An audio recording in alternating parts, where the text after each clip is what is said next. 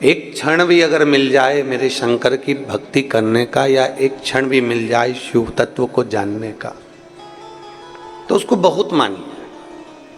ये तो 5 दिन है, 7 दिन, 5 दिन, 9 दिन, 11 दिन, ये सब चलता है। भगवान शिव की भक्ति का दिन निश्चितता नहीं। एक क्षण भी अगर आपको मिल रहा है तो वो श्रेष्ठ है।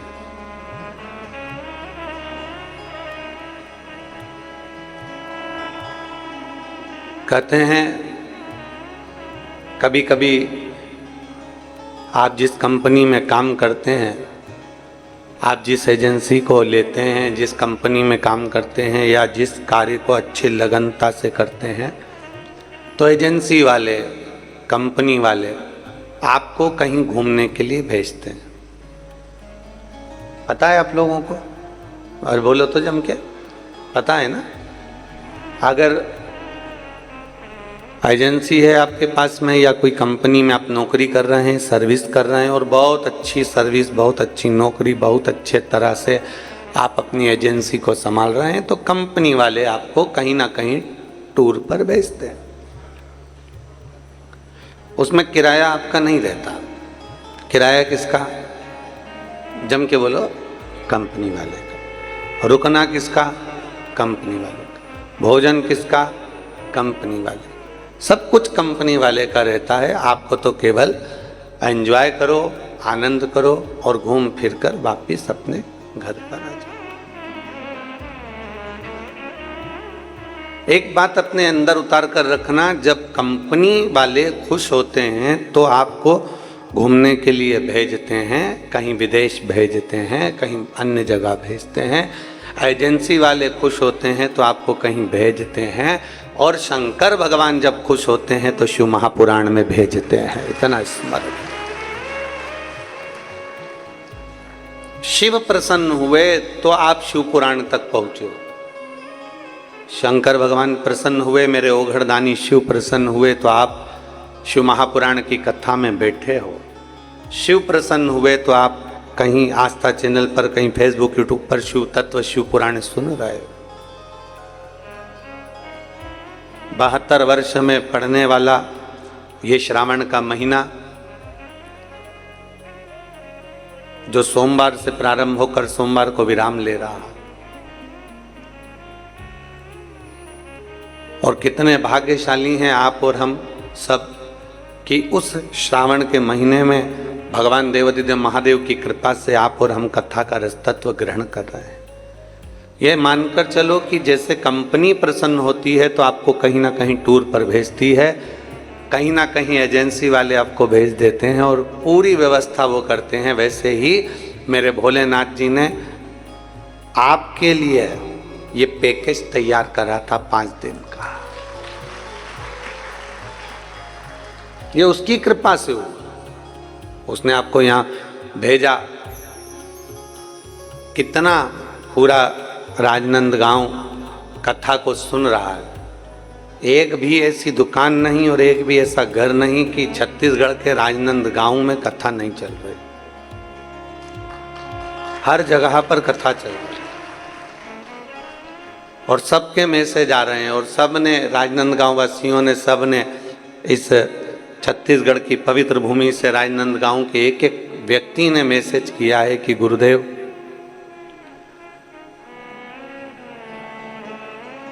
अभी हमारा पेट नहीं भराया।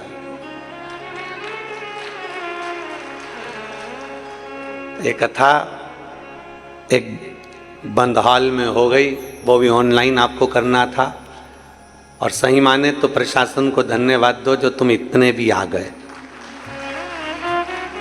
नहीं तो ये कथा ऑनलाइन के माध्यम से ये रहता है कि पूरा हॉल खाली रहता है। ऑनलाइन का मतलब ही है कि पूरा हॉल खाली, केवल कुर्सियां कुर्सियां रहती और जजमान रहते, उसके सिवाय कोई ना रहता, कोई नहीं। ऑनलाइन का मतलब ही है कि अपने अपने घर से श्रवण करो।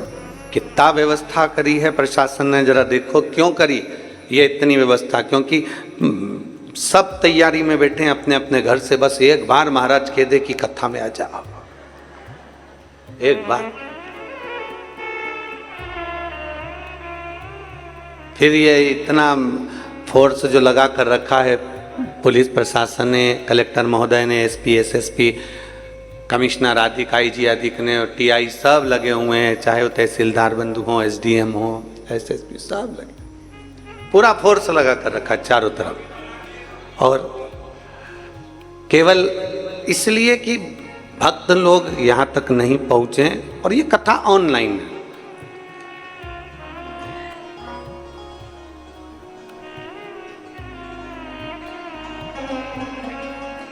और यदि इस पूरे हॉल का कोई फोटो डाले कि भाई कथा में कोई नहीं आया, तो सबसे ज़्यादा प्रसन्नता राजनांदगांव वालों को होना चाहिए कि सीहोर वाले गुरुजी का कहना पूरे गांव ने माना, पूरे गांव ने कहना माना, ये प्रसन्नता होना। तो उन्होंने लिखा मैसेज में कि अभी हमारा पेट नहीं भराया, हम तो मधुसूदन यादव जी से कहेंगे और यजमानों से कहेंगे कि देवाधिदेव महादेव आप सबको इतना दे कि आने वाले समय में ये कथा हॉल में नहीं ग्राउंड में होना चाहिए, इतना दे आपको। और दिल से ये कथा संपूर्ण राजनांदगांव वालों की नहीं, संपूर्ण छत्तीसगढ़ वासियों के लिए एक प्रसन्नता का केंद्र है। हम भी कर रहे हैं कि होना चाहिए, और बड़ी मेहनत, आप लोगों का बड़ा परिश्रम इस कथा में रहा है। प्रशासनिक परिश्रम ज़्यादा रहा प्रशासन को, क्योंकि आसपास से पूरा घेर कर रखना, कोई भीड़ ना एकत्रित हो जाए। ऑनलाइन कथा है, उसका स्मरण है। तो कहीं आपको अगर ये पैकेज मिला है 5 दिन का, आप अगर कथा में आकर बैठे हो, तो कंपनी में नौकरी करते करते अच्छा काम करते हो तो कंपनी वाले भेजते हैं, एजेंसी में अच्छा कार्य होता है तो एजेंसी वाले भेजते हैं, और आप भगवान शंकर को कुछ अच्छा कर्म किए होंगे, आपके पूर्वजों ने कोई पुण्य अधिक ज़्यादा किया होगा, तो बाबा ने भी आपको ये पैकेज में यहाँ भेज दिया। जाओ, सुनो, कथा का रसतत्व ग्रहण करो और अपने जीवन को सार्थक करो, सार्थक करो।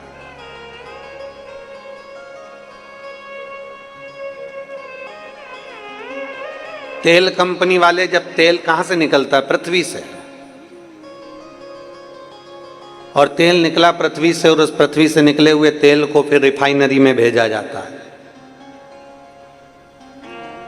और रिफाइनरी में जब वो तेल तैयार होता है, रिफाइनरी में जब वो तेल क्लीन होता है, साफ होता है, तो 100 लीटर अगर तेल भेजा गया है तो उसमें से 90 लीटर बचता है। 10 लीटर रिफाइनरी में वो तेल बेकार कचरे में चला जाता है, डस्टबिन में चला जाता है।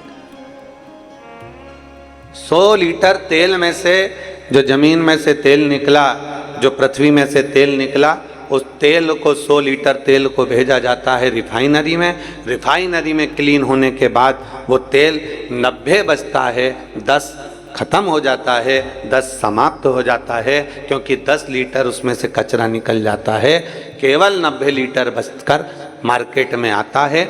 उसी तरह जैसे पृथ्वी में से तेल निकला, उसको रिफाइनरी में भेजा, रिफाइनरी में भेजकर 10 हट गए, तब केवल 90 बचे, 90 लीटर तेल बचा। उसी तरह हम भी जैसे पृथ्वी से तेल निकलता है, हम भी अपनी माता के गर्भ से निकलते हैं और शिव महापुराण की रिफाइनरी में जाकर क्लीन होने का प्रयास करते हैं।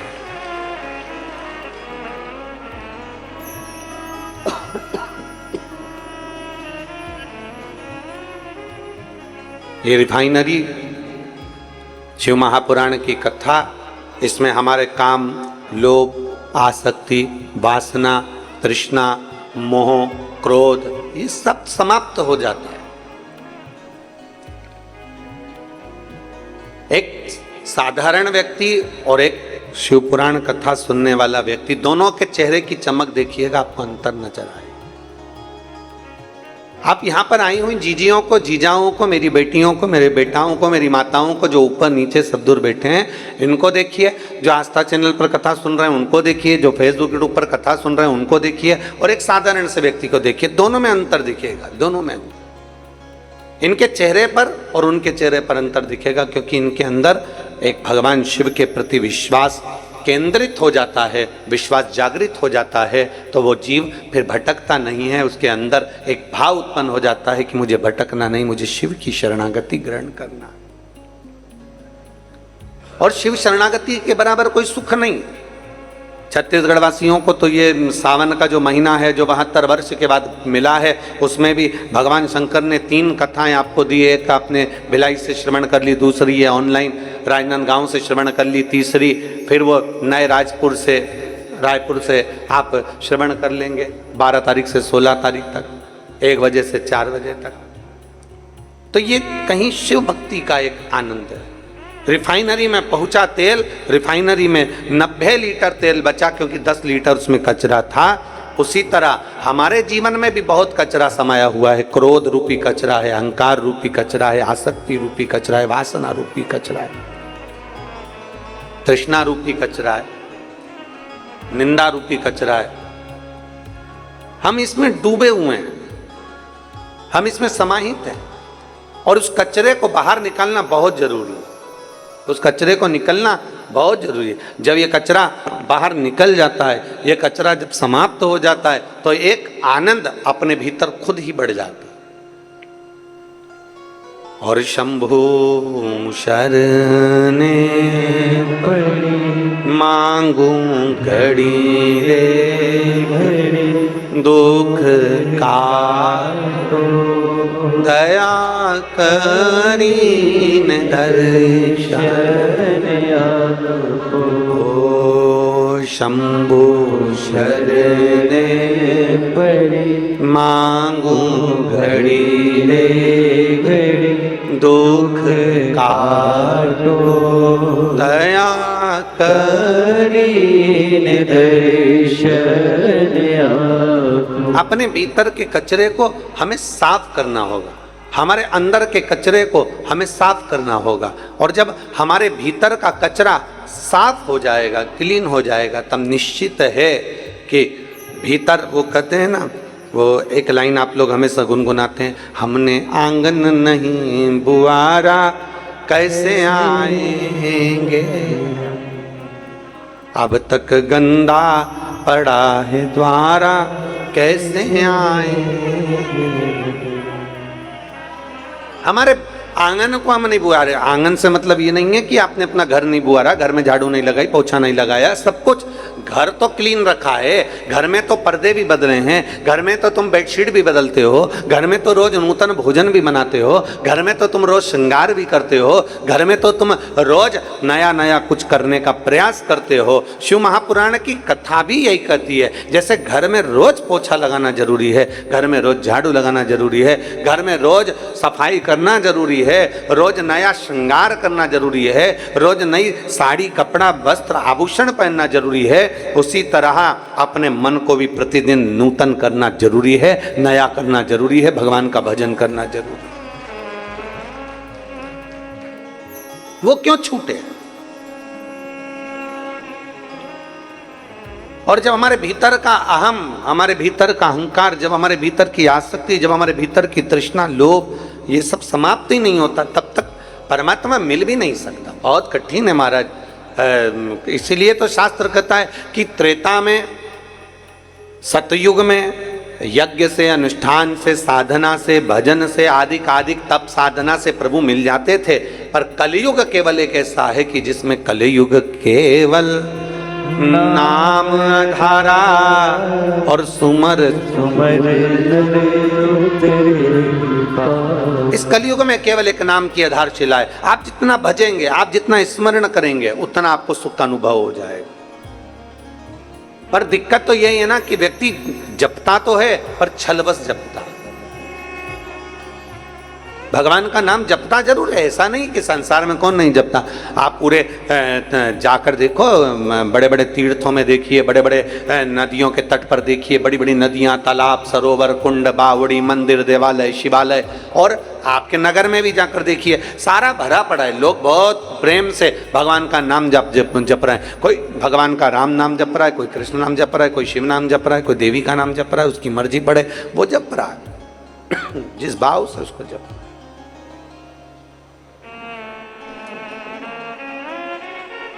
उसका जैसा मन करता है वो जप रहा। पर यदि 100 लोग उठाए जाएं और 100 लोग उठाने के बाद अगर उनमें से छांटा जाए कि इनमें से सही भजन कितने करें, सही भजन करने वाले कितने, भगवान शंकर को रिझाने वाले, भगवान को मनाने वाले कितने, 100 में से अगर हिसाब लगाया जाए तो कहीं थोड़ा सा 2-5 कुछ ऐसे निकलेंगे जो भगवान शंकर की सही भक्ति में लगे हुए हैं, सही भजन में लगे हुए हैं, सही स्मरण में लगे हुए हैं। बाकी के तो जितने आपको नजर आएंगे, हो सकता है कि कहीं ना कहीं वो विचलित हो अपने चित्त से, अपनी वृत्ति से, अपने मन से विचलित। कहीं अगर भगवान शिव की कृपा आप पर हुई है, भगवान शंकर की करुणा हुई है, आप शिव मंदिर तक जा रहे हैं, आप शंकर का गुणगान कर रहे हैं, आप शंकर जी के मंदिर में 1 लोटा जल समर्पित कर रहे हैं, आप भगवान देवादिदेव महादेव को रिझाने का प्रयास कर रहे हैं, तो ये मानकर चलो कि कहीं शिव तत्व की बड़ी कृपा हुई है आप पर, भगवान शंकर की बड़ी करुणा, बड़ी करुणा। हमने पहले दिन भी कथा में कहा था, आज फिर कहते हैं, अपने घर जाकर अपनी नजर जरूर उतरवा लेना कि भगवान शंकर की कितनी कृपा आप लोगों पर हुई, इसका कोई वर्णन नहीं, कितनी करुणा।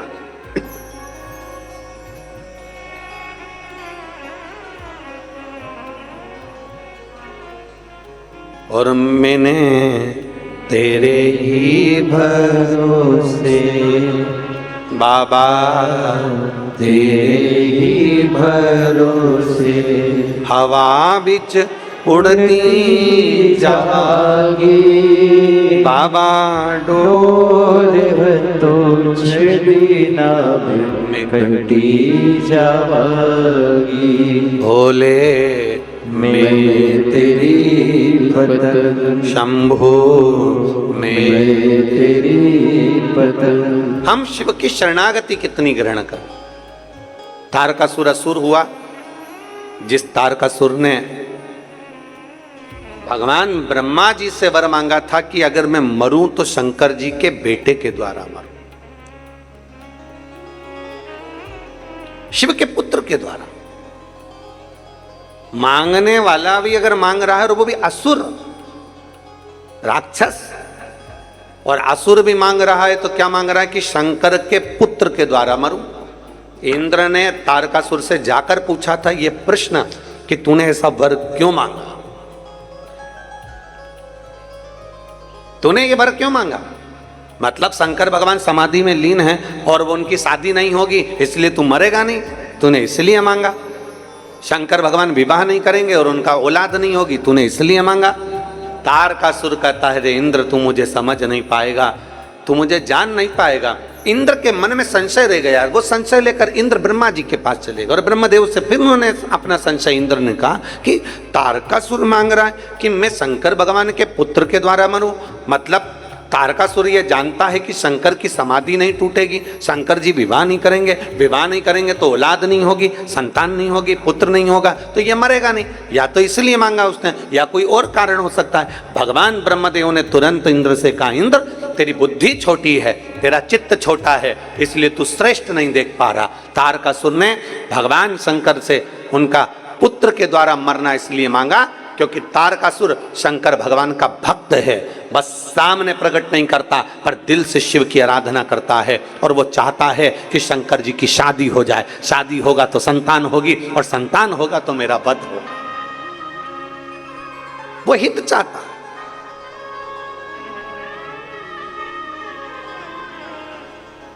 अब दुनिया के लोग उसको आहित समझे।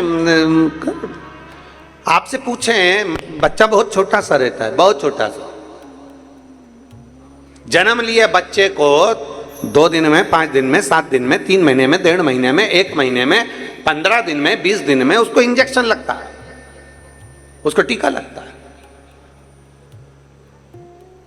आप सब माँ बैठी हो, आप सब मेरी जीजियां बैठी हैं, सब माताएं बैठी हुई और सारी आस्था चैनल पर मेरी जितनी जीजियां कथा श्रवण कर रही हैं, जितनी मेरी माताएं कथा श्रवण कर रही हैं, वो जानती हैं गोदी में छोटा सा बच्चा है, अभी जन्मा, दुबला पतला छोटा सा, हड्डी हड्डी शरीर में उसके, छोटा सा, बहुत छोटा। अब जन्म लिया बच्चे में कितना प्राण होगा। आपसे पूछे मेरी जीजियों से कि आपको मालूम है कितना कष्ट से हुआ है, कितने साल के बाद हुआ है, कितनी मुश्किल से हुआ है, इतना छोटा सा तो बालक है, छोटा सा बच्चा है, छोटी सी बेटी, छोटा सा बेटा है, छोटा सा बाबू है, इसको अब डॉक्टर ने कहा है इसको इंजेक्शन लगेगा, टीका लगेगा, फिर भी माँ अपने हृदय पर पत्थर रखती है और अपने बच्चे को लेकर हॉस्पिटल में टीका लगवाने जाती। गई कि नहीं गई? बोलो बोलो, जम के बोलो। गई। क्यों गई? काय के लिए गई? जब उसका इतना चाहने वाला पुत्र, और उसको मालूम है रोएगा ये कम से कम अभी 4 दिन 5 दिन रात को भी नहीं सोएगा, रोता रहेगा रोता रहेगा रोता रहेगा। उसको मालूम है बुखार भी आएगा, उसको मालूम है इसको बुखार जरूर आएगा। माँ को मालूम है इसकी तबीयत खराब होगी, पड़ा रहेगा सुस्त होकर, रोता रहेगा, दूध भी नहीं पिएगा, माँ को सब मालूम। पर माँ फिर भी उसको इंजेक्शन लगवा रही है, उसको टीका लगवा रही है, क्योंकि उसको मालूम है कि आज अगर मैंने लाड़ प्यार में इसको टीका नहीं लगवाया तो इस बच्चे की पूरी जिंदगी खराब हो जाएगी। इसको कहीं मालूम पड़े कि कोई शरीर का रोग ना हो जाए, कहीं शरीर का रोग, इसका कोई हाथ पैर शरीर कोई ऐसा बेकार ना हो जाए, तो माँ उसको अपने हृदय पर पत्थर रखकर उसको टीका लगवाती, माँ उसको इंजेक्शन लगवाती। उसको मालूम है कि ये इसको कहीं ना कहीं इसको तकलीफ होगी, उसको मालूम है कि कहीं ना कहीं इसको कष्ट होगा, उसको मालूम है कहीं ना कहीं ये रोएगा, बुखार भी आएगा, शरीर में कष्ट भी होगा, फिर भी माँ उसको लेकर जाती है, टीका लगवाती है। क्यों? क्योंकि आज अगर इसको टीका नहीं लगा, इंजेक्शन नहीं लगा तो इसका कल बिगड़ जाएगा। उसी तरह संसार का हर व्यक्ति एक विचार, एक चित्त अपने मन में लेकर आए कि हमें 1 मिनट के लिए 2 मिनट के लिए शिवालय जाना है, 1 लोटा जल चढ़ाना है। क्यों? क्योंकि अगर मैं आज नहीं गया तो मेरा कल बिगड़ जाएगा, इसलिए आज अगर मैंने जल चढ़ा लिया तो मेरा कल भी सुधर जाएगा। ये निश्चित है, कल सुधरेगा मेरा। एक माँ ने पत्र लिखा है,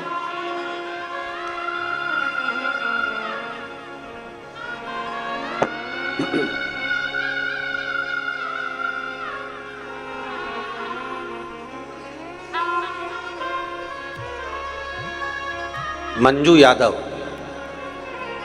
आप ही बेटा, श्री शिवाय नमस्तुभ्यं, आ जाओ बच्चे को लेकर आ जाओ। मंजू यादव, मैं राजनंद गांव की निवासी हूँ। मेरा फ़ोन नंबर ये है। गुरुजी, मेरी 2 बेटियां हैं और बेटियों के बाद में मुझे 18 साल हो गए थे। कई बार परिवार हो चाहे दूसरे हो, ताना तो देते ही हैं कि एक बेटा नहीं, एक लड़का नहीं। बेटियां होने के बाद मेरे पास 18 साल हो गए। डॉक्टर ने एक बात कह दी थी कि अब तुम्हें औलाद नहीं हो सकती, समय निकल चुका है। हम 2 बेटियां होने के बाद भी डॉक्टर से बार बार मिलते रहे, पर डॉक्टर ने कह दिया था कि तुम्हारे यहाँ संतान नहीं हो सकती। 18 साल निकल गए 2 बेटियों के बाद, और 2 बेटियां होने के बाद में जब 18 वर्ष निकल गए तब भी मेरे घर में कोई संतान का सुख नहीं, और लोगों के शब्द बेटियां हैं, कौन देखेगा, कौन संभालेगा, कौन करेगा। तब हम बाबा की कृपा से, गुरुदेव, सावन की शिवरात्रि के समय पर हम 2022 में सीहोर पहुंच गए और बाबा को हमने वहाँ कावड़ चढ़ाई। कावड़ चढ़ाकर बाबा से विनय करा, कंकर शंकर पूजन करा, और वहाँ से आने के बाद में हम भगवान शंकर को 1 लोटा जल चढ़ाना प्रारंभ कर दिया। बाबा के रुद्राक्ष का जल पीते, शिव जी को जल चढ़ाते, सफ़ेद आंकड़े की जड़ का प्रयोग करते। कहीं ना कहीं रजो धर्म ना होने के कारणवश भी संतान नहीं हो पाती, पर शिव तो शिव है, उसके आगे सब छोटा है। गुरुदेव, बाबा का मैं क्या गुणगान करूं गुरुदेव। 18 वर्ष के बाद भी मेरे बाबा ने मेरी झोली भर दी और 28 मई 2023 को मेरे घर में पुत्र रत्न की प्राप्ति हुई। मैं बाबा को धन्यवाद दूं। एक शिव की आराधना का फल क्या है? आ जाओ बेटा।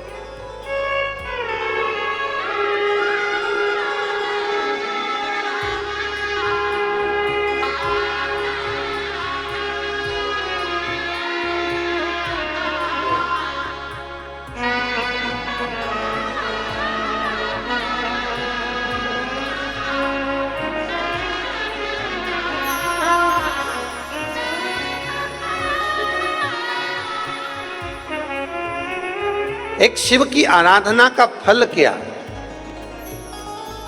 एक शिव उपासना का फल क्या? इसने लिखा है दीजी ने,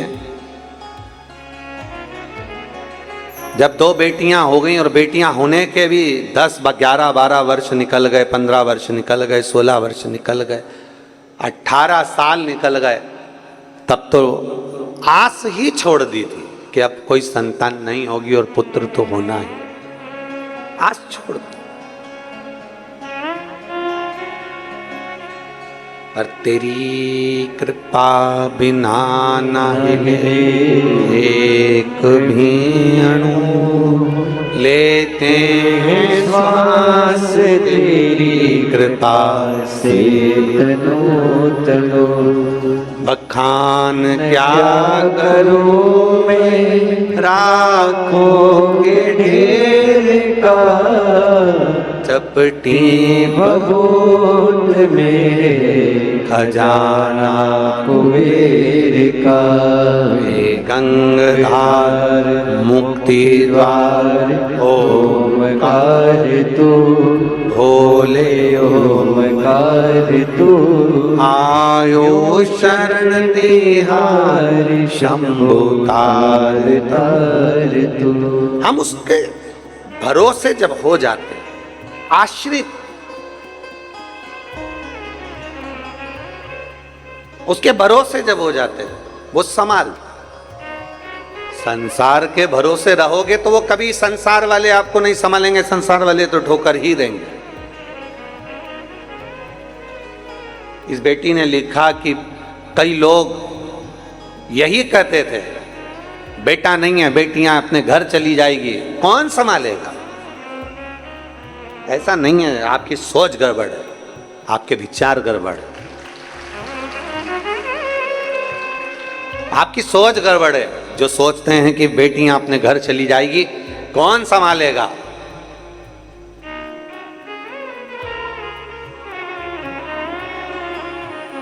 जिसका कोई नहीं उसका तो शिव है यारो। क्यों विचार कर। शंकर की आपको स्मरण में होगा भगवान कृष्ण की कथा का कि भगवान कृष्ण की नानी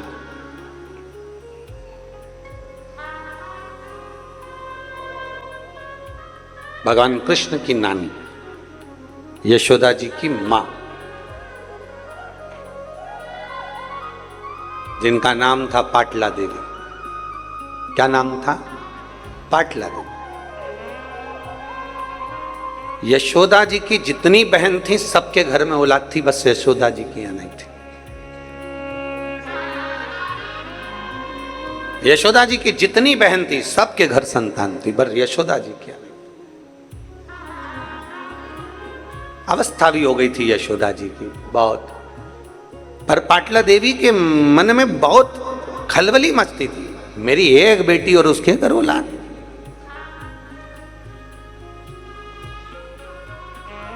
जरा बेटियों से माता पिता का प्रेम भी बहुत ज्यादा होता है, इसलिए वो सबसे पहले यही देखते हैं, बेटी के घर में औलाद नहीं, बेटी के घर संतान नहीं।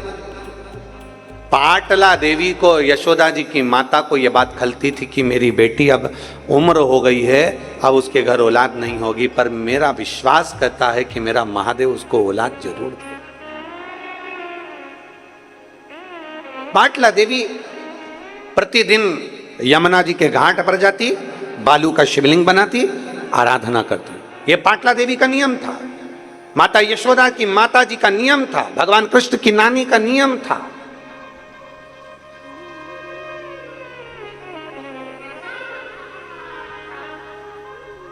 यमुना जी के घाट पर जाती और बनाती शिवलिंग, पार्थिव शिवलिंग का पूजन करती, आराधना करती, चाकरी करती। एक दिन पाटला ने पार्थिव शिवलिंग को बना तो लिया पर विसर्जन ही नहीं करा। ले, शंकर जी को विसर्जन नहीं करा। और पार्थिव का नियम है,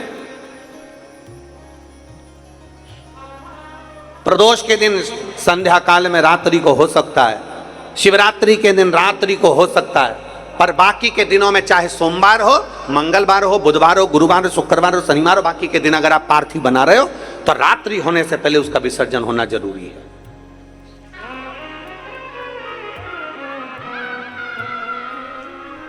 रात्रि होने से पहले उसका विसर्जन होना जरूरी है। और शिवलिंग पार्थिव, पार्थिव का मतलब ये होता है कि पार्थिव लिंग बनाना, पार्थिव शिवलिंग बनाना, उसका चेहरा नहीं बनाया जाता। पार्थिव में कभी भी आंख, नाक, मुख ये कुछ नहीं बनाया जाता। पार्थिव मतलब पार्थिव, शिवलिंग मतलब शिवलिंग।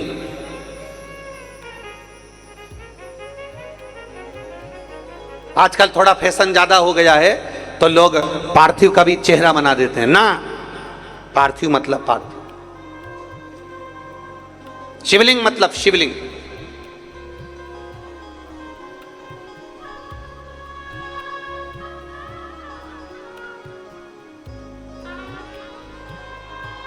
अब फैशन में लोग बनाने लगे, वो अपनी जगह पर शास्त्र जो कहता है, शास्त्र के अनुसार, शास्त्र में कहीं वर्णन नहीं आया कि आप शिवलिंग का, आप पार्थिव का कहीं मुख बनाओ कि नाक बनाओ कि आंख बनाओ। पार्थिव मतलब पार्थिव, शिवलिंग मतलब शिवलिंग। शिवलिंग का निर्माण। अब मां यशोदा जी की माता पाटला देवी ने पार्थिव लिंग का विसर्जन नहीं किया, घाट पर ही है, वहीं बैठी है, विसर्जन नहीं कर रही। और बस शिवलिंग के जो जलाधारी है, उस जलाधारी पर, पार्थिव पर हाथ रखकर बैठी है और भगवान को पुकार। हमने परसों की कथा में कहा था, पुकारे जाओ, पुकारे जाओ, पुकारे जाओ। 10 साड़ी देखते हो तब एक साड़ी पसंद आती है, 10 कपड़े देखते हो तब एक कपड़ा पसंद आता है। उसी तरह 10 बार पुकारोगे तब एक पुकार भोलेनाथ सुनता जरूर है। पुकारो, बोल बम का नारा है। आवाज, नाश्ता ज्यादा करिया है क्या? जरा दमदारी से बोलो, बोल बम का नारा है, सारी समस्या का हल जल। अब यहां शिव तत्व कह रहा है 10 बार पुकारोगे तब एक पुकार मेरा शिव सुनेगा। 10 बार पुकारा, सुनेगा। हाथ रखकर बैठ गई। कभी कभी तुम्हारा भी दिल कर जाए तो शिवलिंग हो, मंदिर, देवालय, शिवालय हो, शिवालय में जो जलाधारी होती है, जो चरण होते हैं, जहाँ से पानी नीचे बहता है, वहाँ अपना हाथ रखकर कभी कभी बैठ गए। शिव, अगर मंदिर में भीड़ ना हो तो, भीड़ हो तो तुम फालतू मत बैठ जाना, नहीं तो हालत खराब हो जाए। भीड़ ना हो तो हाथ रखा बैठ गए। मुझे तेरा ही सहारा है मेरे भोले। हाथ शंकर के जलाधारी पर, उससे अपने मन की बात।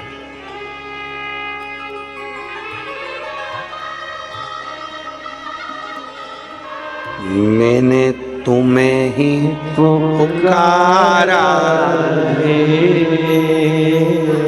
मेरे भोले बाबा। हाथ जलाधारी पर पुकार दो। पाटला देवी ने हाथ रखा जलाधारी पर, विसर्जन नहीं कर रही, आज उठी नहीं है, उठी नहीं। शंकर भगवान ने विचार करा, मुझे लगता है आज जिद पे अड़ गई। आज मुझे लगता है जी कभी कभी बच्चा मचल जाता है ना, तो माँ और बाप उस बच्चे की बात को फिर थोड़ा ना थोड़ा स्वीकार करते ही। मचल गया कभी कभी, रोज रोज मचलेगा तो फिर झाड़ू से झुड़ भी दिया जाएगा।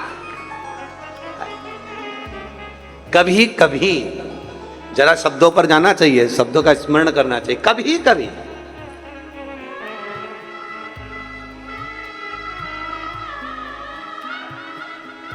अब भगवान कृष्ण की नानी पाटला देवी हाथ रखकर बैठ गई, हिलती नहीं, बैठी वहीं पर पुकार रही, नमः शिवाय नमः शिवाय नमः शिवाय श्री शिवाय नमस्तुभ्यम पुकार रही। बाबा ने सोचा ये आज हिलने वाली नहीं है। शंकर भगवान एक बूढ़े का रूप लेकर पाटला देवी के पास में पहुंच गए। बुजुर्ग का रूप, बूढ़े का, एक बूढ़े का रूप लेकर, बहुत बुजुर्ग का, बहुत बुजुर्ग।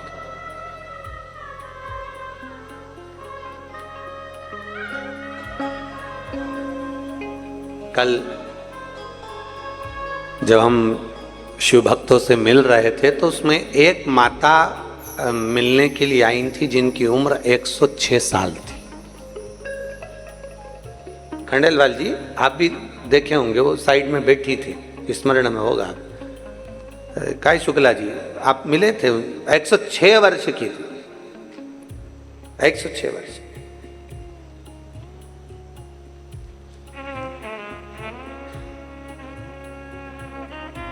जब उनसे मिले और वो देख रही थी तो उनकी आंख में आंसू आ रहे थे। तो उनके पास में जो खड़ी थी वो बोल रही थी, हमारी माता जी आपको सुनती हैं और श्रवण करती हैं और उनकी बहुत इच्छा थी कि एक बार आपसे मिलें। हो सकता है भोलेनाथ जी ने उनके लिए आपको यहां बुलाया। 106 वर्ष।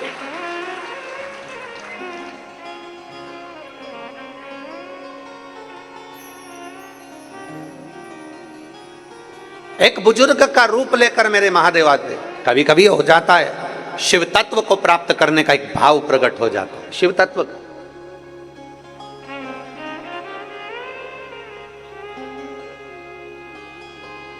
अब मेरे भोलेनाथ बूढ़े का रूप लेकर पहुंच गए पाटला देवी के पास में। ओ पाटला, पाटला ने सोचा मेरी जैसी बुढ़िया को कौन आवाज दे रहा है।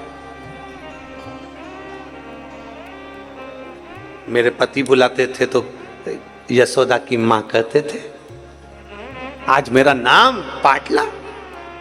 अच्छा, बुलाने का भी एक तरीका होता है। पति पत्नी को बुलाता है तो बड़ा विचित्र ढंग से बुलाता है, और पत्नी पति को बुलाती है तो बड़े विचित्र ढंग से बुलाती है। कभी कभी नाम का बड़ा अंतर हो जाता है।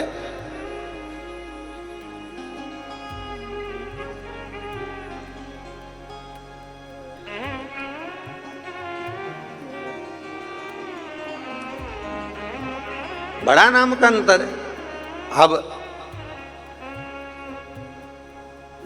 एक बार की तो कथा है, इंदौर में हम कथा कर रहे थे और इंदौर में जब बहुत साल पहले, बहुत साल पहले की बातें, लगभग हो गए होंगे 20-22 साल पहले, अपना पैलेस में कथा चल रही थी और वहाँ कथा चलते चलते तो आरती पहले हम जय जगदीश हरे की गा रहे थे। तो इधर आरती करने वाले जो बाजू में खड़े थे और हम बोलते जय जगदीश हरे, पास में खड़ी एक माँ बोलती जय कल्लू के पिताजी हरे। वो जगदीश नाम ही नहीं ले। अब आरती तो पूरी हो गई पर ध्यान हमारा भटक गया, उसकी ओर गया।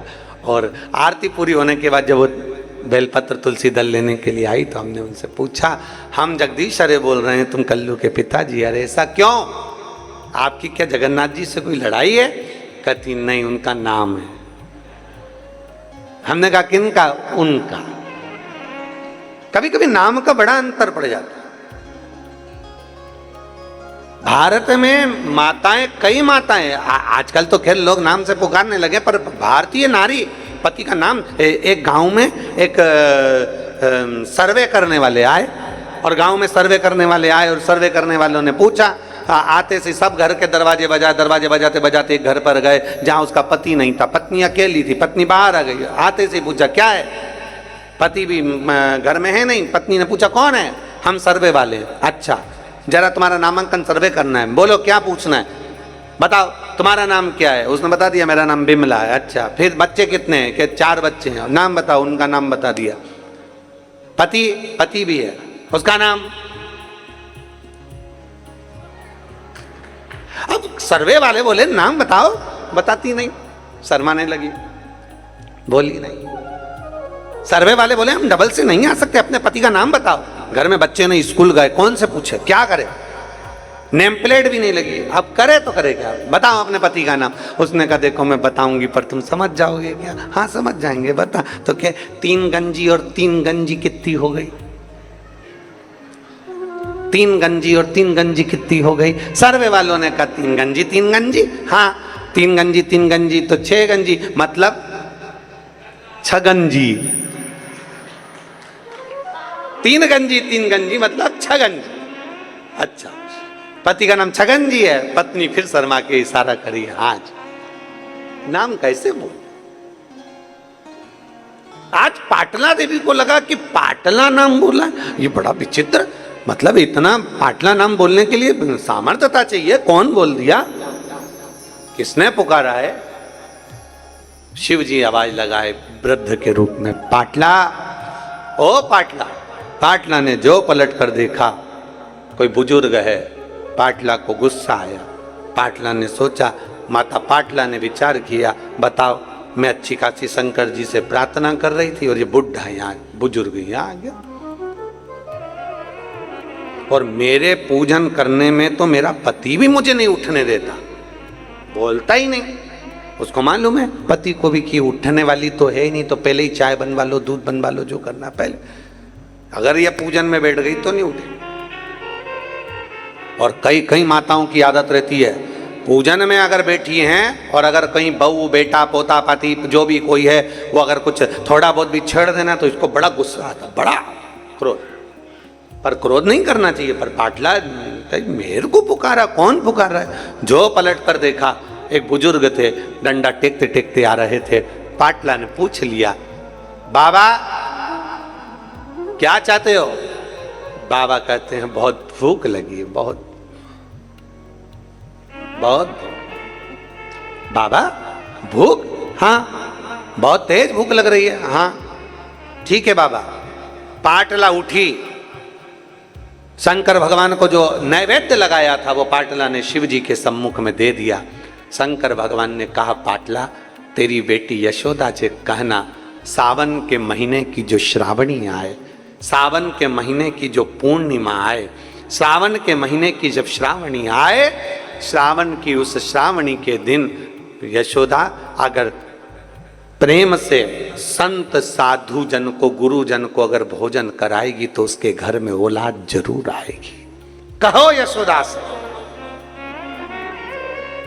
श्रावणी पर, हाँ सावन का महीना था। पाटला ने तुरंत पत्र लिखा, पत्र लेकर दूत को भेजा। दूत जाकर यशोदा जी के पास पहुंचे। यशोदा जी के हाथ में पत्र दिया कि पाटला देवी ने पत्र भेजा है। मेरी माँ ने पत्र भेजा है। हाँ क्या लिखा है कि श्रावण के महीने में अगर तुम किसी संत साधु ब्राह्मण गुरुजन को भोजन कराओगी तो तुम्हारे घर में औलाद जरूर आएगी। सुना, पाटला देवी ने जैसे ही पत्र भेजा, यशोदा जी ने स्वीकार कर नंद बाबा से कहा, जाओ आज ब्राह्मणों को निमंत्रण देकर आओ। श्रावणी का दिन था, सारे ब्राह्मण संत साधुओं को निमंत्रण दे दिया गया। यशोदा जी क्या खीर मालपुआ बन गया। खीर मालपुआ बनकर तैयार हुआ। भोजन परोसने की तैयारी हुई। यशोदा जी भोजन परोस रहे थे, नंद बाबा भोजन परोस रहे थे और यशोदा मैया भी भोजन परोसने के लिए आई।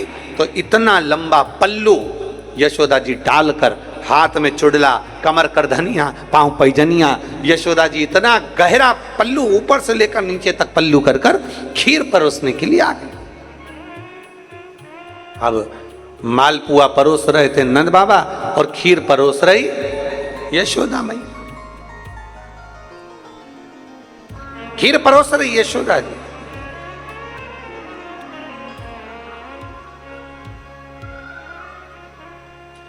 दूध सामग्री जो होती है ना, वंश की वृद्धि करती है।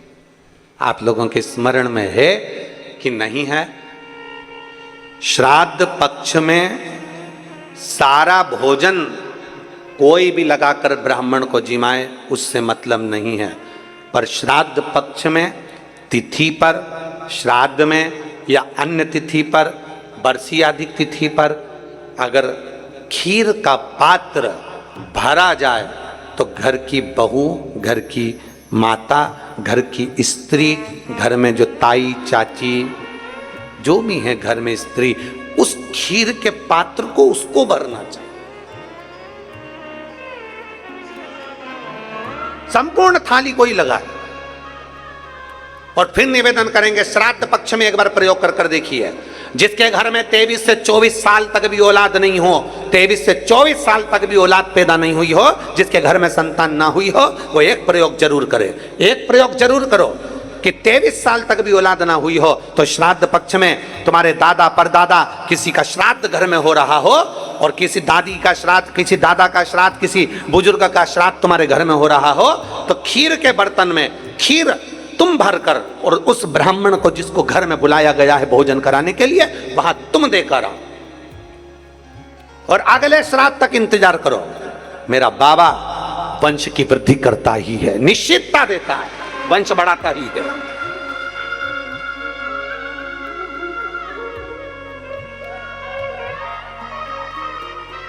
तीन तिथियां हैं, तीन तिथियां जिसमें महादेव को दूध जरूर चढ़ाना चाहिए। तीन तिथियां और दूध कौन सा? हर कोई सा दूध नहीं, गौ माता का दूध लेकर भले एक चम्मच, हम ये नहीं कहेंगे कि तुम गौ माता का दूध नहीं मिले तो तुम एक चम्मच दूध भी हो, छोटा सा 2 बूंद दूध भी हो, पर गौ माता का हो, गौ सेवा में लीन होने वाले, एक बूंद भी हो लिया, भले चम्मच भर हो, 2 बूंद का हो। 3 तिथियां हैं, पहला प्रदोष, दूसरी शिवरात्रि और तीसरे नंबर पर आती है सोमवार की अष्टमी। ये 3 तिथियां ऐसी हैं जिसमें 2 बूंद भी दूध अगर हम शंकर भगवान को समर्पित करते हैं तो अपना घर बच्चों की किलकारियों से कम नहीं होता, वो भराता ही है, वंश बढ़ता ही है। वंश बढ़ाने का एक सर्वश्रेष्ठ तरीका, जाओ और क्यों ना दे महादेव एक पत्र।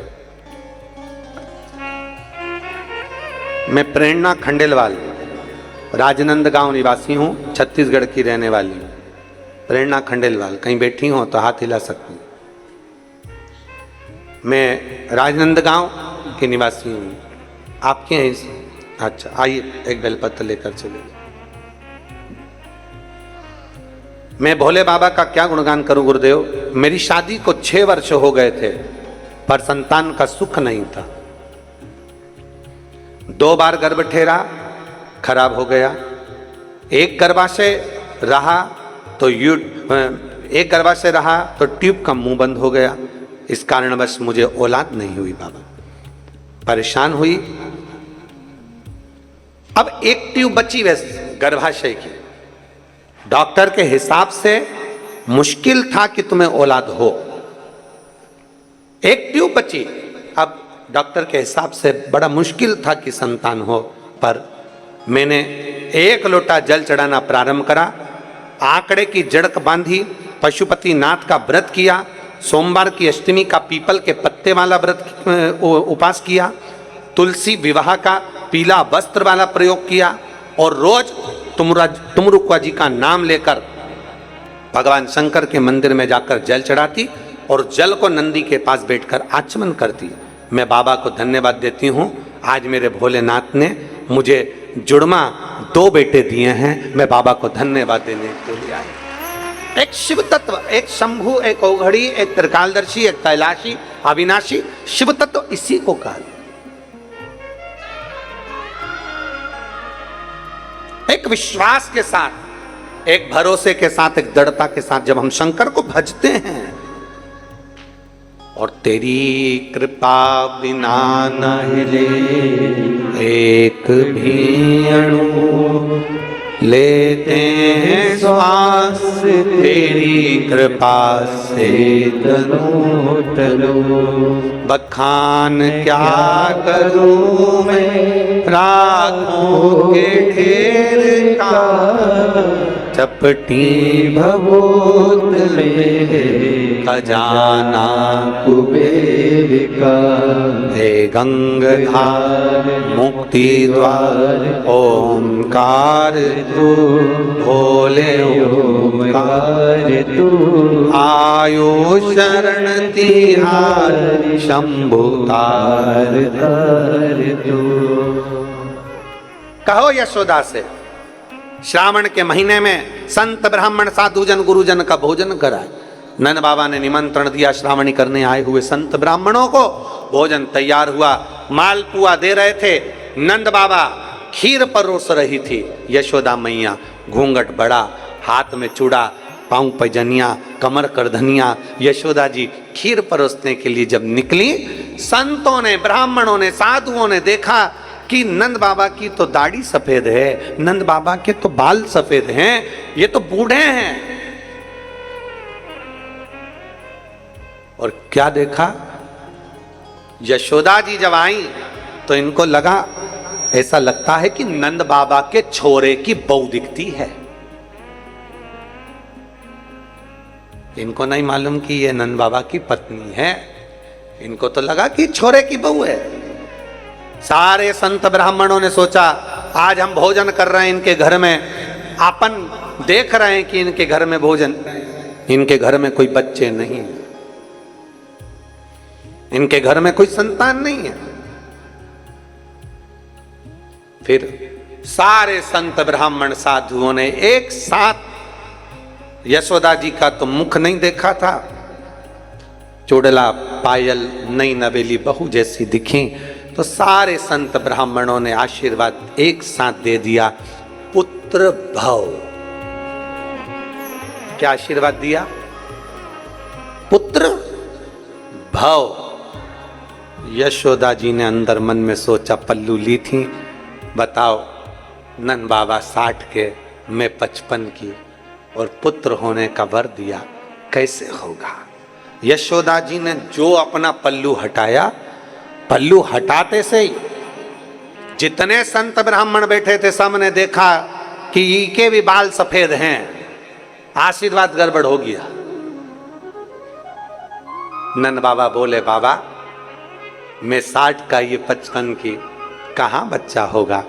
संत कहते हैं श्रावण के महीने में अगर तुमने भोजन कराया है तो वो वचन कभी झूठा नहीं हो सकता। तुम्हारे यहाँ बेटा आएगा, चाहे वो कहीं से भी आए, पर बेटा जरूर आएगा। कहीं से भी आए, बेटा जरूर आएगा। और चमत्कार सा हो गया लोगों, हो गई बात निराली। रात ही रात में नंद बाबा की दाढ़ी हो गई काली। और ना जाने किस ऋषि मुनि ने धागा हाथ लपेटा कि नंद घर अनहोनी हो गई, बेटी हो गया बेटा। हुई थी बेटी, पर वचन दिया है, झूठा कैसे हो सकता है, हो गया बेटा। एक पार्थिव लिंग का निर्माण, पूजन, भजन, अर्चना, जो मांगो वो मिलता, कैसे प्राप्त ना हो।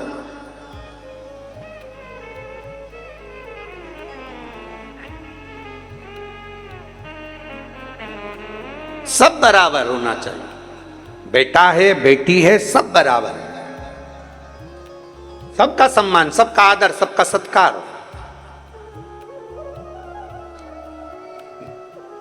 शिव कथा कह रही है, भगवान शंकर का चरित्र कर रहा, शिव महापुराण की कथा कर रही है।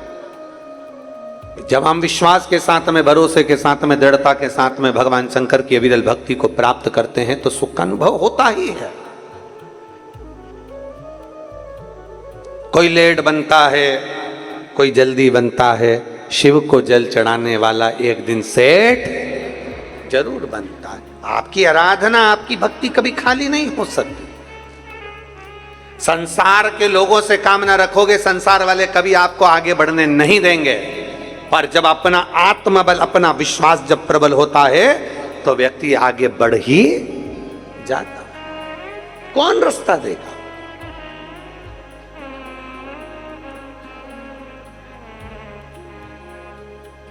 गाड़ी चलाते हो? अरे बोलो तो जम के। चलाते हो? बाजार में जाते हो?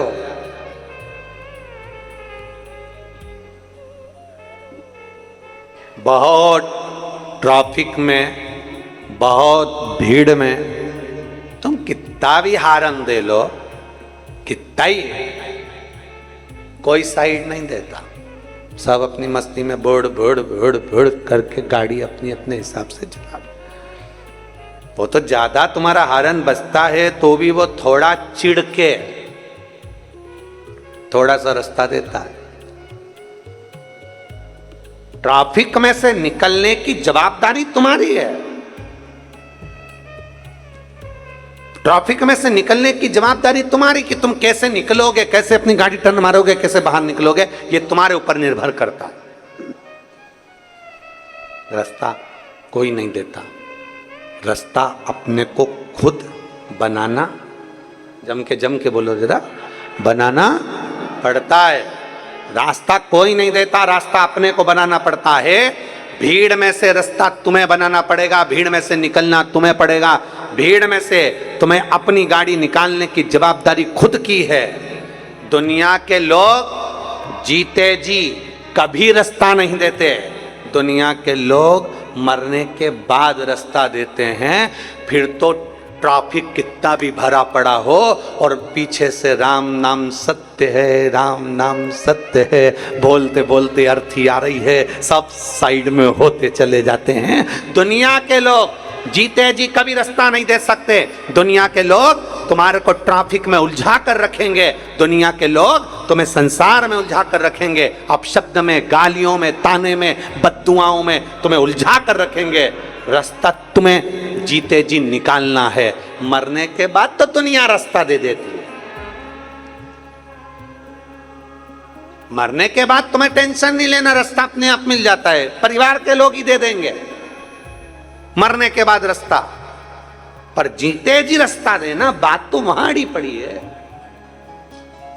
और जीते जी कोई रास्ता नहीं देता। तुम कितने भी हारन बजा लो, तुम कितना भी प्रयास कर लो, तुम कितना भी बोलने का प्रयास कर लो, चिल्ला कर भी जाओ, है थोड़ा साइड में नहीं हो सकता क्या? थोड़ा साइड में नहीं जा सकता? नहीं। कितनी हारन बज रही है, पुलिस की भी गाड़ी वाऊ वाऊ करते हुए चल रही है, एम्बुलेंस वाऊ वाऊ करती चल रही है, पर लोग रास्ता नहीं देते। बड़े मुश्किल से हारन सुना तो भी बड़ी मुश्किल से साइड होते हैं, बल्कि के अपने को रास्ता निकालना पड़ता है। इधर से कटो, उधर से कटो, निकल के चलते चले जाओ। बस यही शिव पुराण कहती है। जिंदगी में बहुत ट्रैफिक है, बहुत ट्रैफिक, परिवार, नाते, रिश्ते, कुटुंब, कबीले, व्यापार, व्यवसाय, ये सारा ट्रैफिक से भरा पड़ा हुआ है। इसमें अपने को कैसे निकल कर जाना है, ये तरीका शिव पुराण सिखाती है कि अपने को कैसे निकलना। आप कैसे निकल सकते हो, आप कैसे बाहर जा सकते हो, ये आपके ऊपर निर्भर करता है।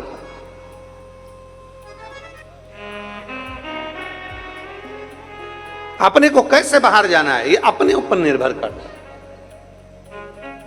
और महाराज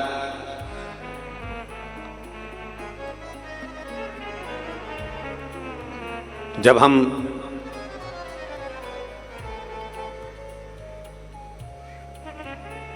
शिव स्तुति में लगते हैं तब मेरा भोलेनाथ कहीं ना कहीं हमें मार्ग देता ही है, कहीं ना कहीं मेरा ओगड़दानी मार्ग जरूर देता। वो कहते ना कि मंदिर जाती गोरा को, अरे मंदिर जाती गोरा ने त्रिपुरारी मिल गयो, मंदिर जाती गोरा को त्रिपुरारी मिल गयो, और भोला जादू करियो रे भोला जादू कर गयो रे, भोला जादू कर गयो रे, भोला जादू कर गयो रे। एक आराधना में, एक शिव भक्ति में, एक भगवान शंकर की अविरल भक्ति में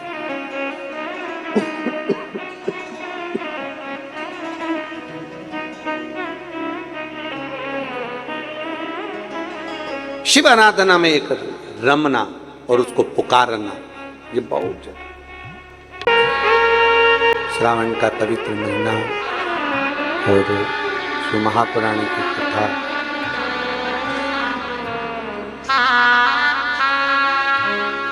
सभी साथ में बोलेंगे, बाबा से प्रार्थना करेंगे, निवेदन करेंगे। आज कथा का विराम दिवस है।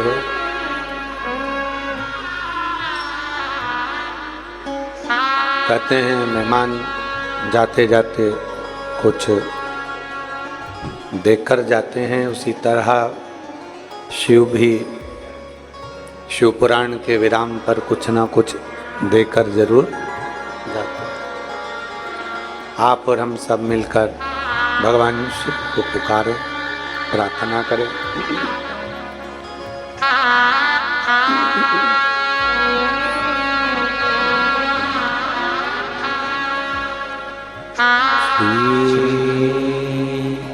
शिवाय नमः, श्री शिवाय नमः, श्री शिवाय नमः, श्री शिवाय नमस्तु, श्री शिवाय नमस्तु। भोला सब दुख काटो ओ भोला सब दुख काटो शिव शंकर जपो तेरी माला, भोले बाबा जपो तेरी माला, भोला सब दुख काटो हमारा, ओ भोला सब दुख काटो हमारा। वेश मंगलकारी, वेश है मंगलकारी, शमशान वासी हमारा, शमशान वासी हमारा, ओ भोला सब दुख काटो हमारा, ओ भोला सब दुख काटो हमारा। भगवान शिव की कथा कर रही है, भगवान शंकर का संवाद कर रहा है, शिव महापुराण की कथा वर्णन करती है। एक पार्थिव लिंग का पूजन जीवन का सुख देता है। शिव को चढ़ाया गया एक लोटा जल जीव को आनंद प्रदान करता है। भीड़ बहुत है, परिवार, नाते, रिश्ते, कुटुंब, कबीले, व्यापार, व्यवसाय में बहुत भीड़ है, बहुत भीड़। एक नौकरी भी कर रहे हो ना तो उसमें भी भीड़ है। सब लगे हैं आपका पांव खींचकर पीछे करने में और खुद आगे बढ़ने। एक एजेंसी चला रहे हो या नौकरी कर रहे हो या दुकान कर रहे हो, चाहे किराने की करो, चाहे कपड़ा की करो, चाहे पान की करो चाहे पानी की करो, उसमें भी बहुत भीड़ है, उसमें अपन को निकलना है आगे।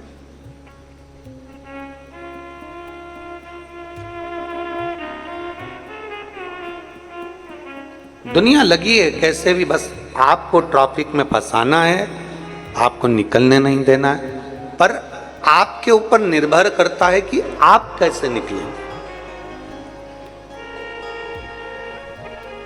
ये आपके ऊपर निर्भर करता है कि आप कैसे बाहर निकलें। जीते जी तो कोई आपको रास्ता नहीं देगा, मरने के बाद जरूर रास्ता दे देंगे, पर जीते जी का गारंटी।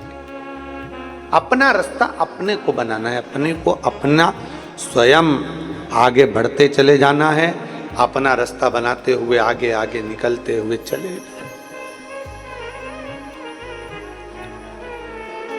भगवान का नाम लेते जाओ, शिव नाम लेते जाओ, भगवान शंकर का गुणगान करते जाओ और आगे बढ़ते चले जाओ। एक कथा बड़ी सुंदर आती है। पूरे मानव देह में, पूरे मानव के शरीर में अगर हमारे भीतर ये शिव भक्ति है, हमारे भीतर भगवान शंकर का गुणगान हम कर रहे हैं, हम भगवान शिव की अविरल भक्ति में डूबे हुए हैं, भगवान शंकर का नाम जाप कर रहे हैं, या भगवान शिव को एक लोटा जल चढ़ा रहे हैं, ये हमारा आज का पुण्य नहीं है, ये हमारे पूर्व का कोई अच्छा कर्म हुआ होगा, तो शंकर भगवान ने अपने देवालय, शिवालय और कथा तक हमको बुला लिया। जैसे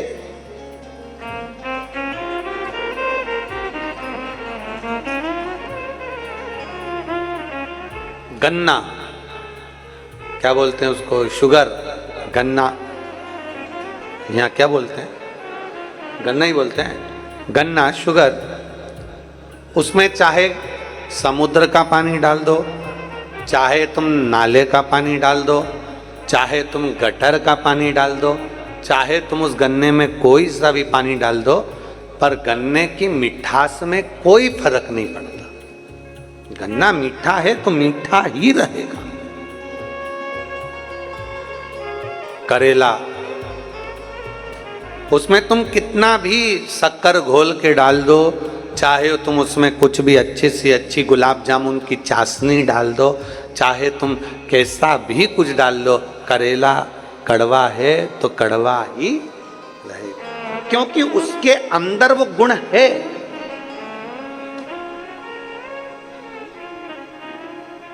उसके अंदर वो भरा हुआ है, उसका आज का गुण नहीं, उसका पैदाइश गुण है।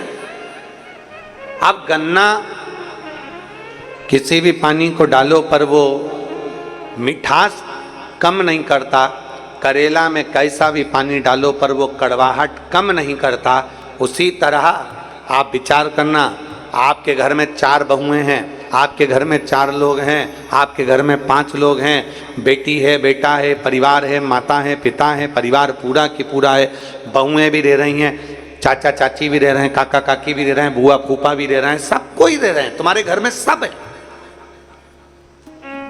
पर जरूरी नहीं कि सबका मन शिव में लग जाए, पर जरूरी नहीं कि सबका मन भगवान में लग जाए। कोई कोई ऐसा होगा घर के अंदर जो शंकर के मंदिर तक भी जाएगा, जल भी चढ़ाएगा, शंकर का गुणगान भी करेगा, शिव स्मरण भी करेगा। कोई कोई ऐसा रहेगा जो शंकर के करीब में जाएगा, और कोई ऐसा भी रहेगा जिसको किसी देवता से मतलब नहीं, किसी देवता से।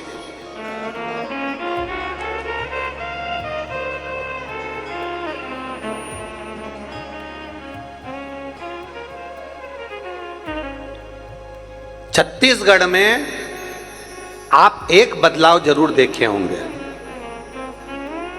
छत्तीसगढ़ का एक बदलाव आपने जरूर देखा होगा कि छत्तीसगढ़ में जितना तेजी से धर्म बदला जा रहा था, शिव महापुराण की कथाओं के बाद में वो धर्म बदलना बंद हो गया, धर्मांतरण बंद हो गया।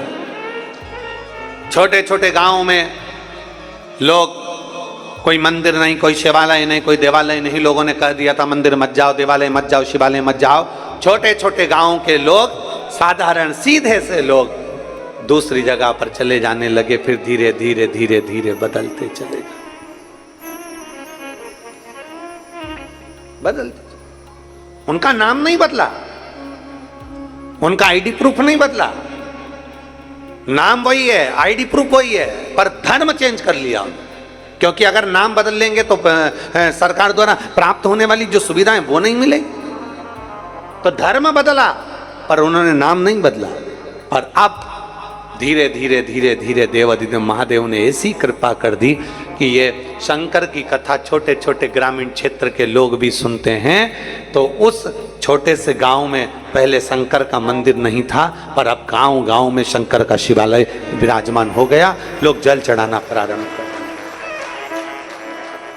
शंकर भगवान को लोग जल चढ़ा रहे हैं। गन्ना, करेला, शुगर, जो गन्ना होता है उसमें कैसा भी पानी दो पर वो अपने अंदर के गुण को नहीं भूलता।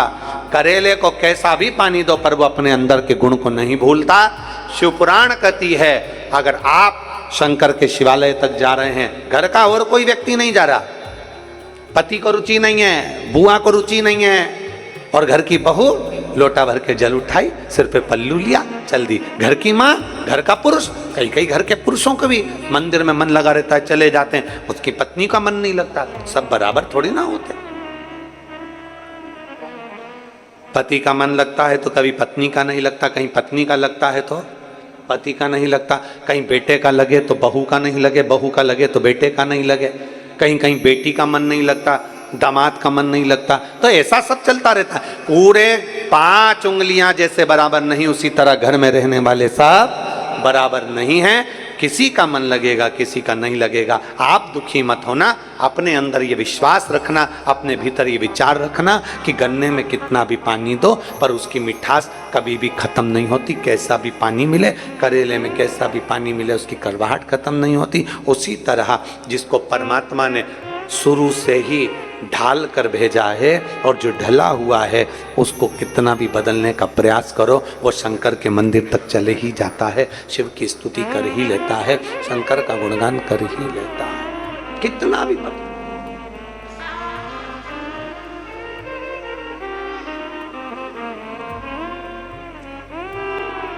और मेरे बाबा तेरी नौकरी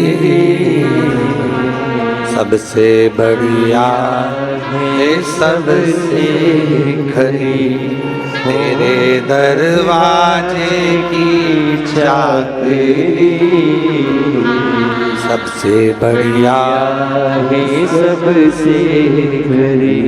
तारकासुर की कथा चल रही है। तारकासुर ने अपने चित्तवृत्ति में भगवान शंकर के लिए उनसे कि ये मैं जिनकी आराधना करता हूँ, मैं शिव की उपासना करता हूँ, मैं शंकर की विनती करता हूँ तो शंकर भगवान का विवाह हो जाए। गलत नहीं सोचा है, सोचा अच्छा है। माँ अपने बच्चे के लिए अच्छा सोचती है, इंजेक्शन लगेगा, टीका लगेगा, रोएगा जरूर पर इसकी जिंदगी सवर जाए। तारकासुर असुर है। तारकासुर ने जो विचार करा, तारकासुर ने जो सोचा, तारकासुर ने जो विचार किया कि मैं अच्छा सोचूं उनके लिए। पर इंद्र के सोच, इंद्र की वृत्ति, इनका इंद्र का बुद्धि श्रेष्ठ नहीं देख पाए। जरूरी नहीं कि सबको शिव महापुराण की कथा अच्छी लगे।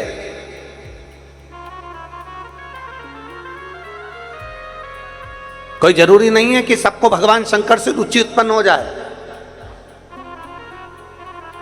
दिन भर में अगर आप मोबाइल चलाते हैं, 50 अगर मैसेज आते हैं उस मोबाइल पर, व्हाट्सएप पर, इंस्टाग्राम पर, फेसबुक पर, यूट्यूब पर, आप अगर भगवान की भक्ति का कोई वीडियो डालते हैं, भगवान का भजन का कोई वीडियो डालते हैं, भगवान शंकर की आराधना करने का कोई वीडियो डालते हैं, तो जरूरी नहीं कि उस पर 50 कमेंट्स आपके पक्ष के आएंगे।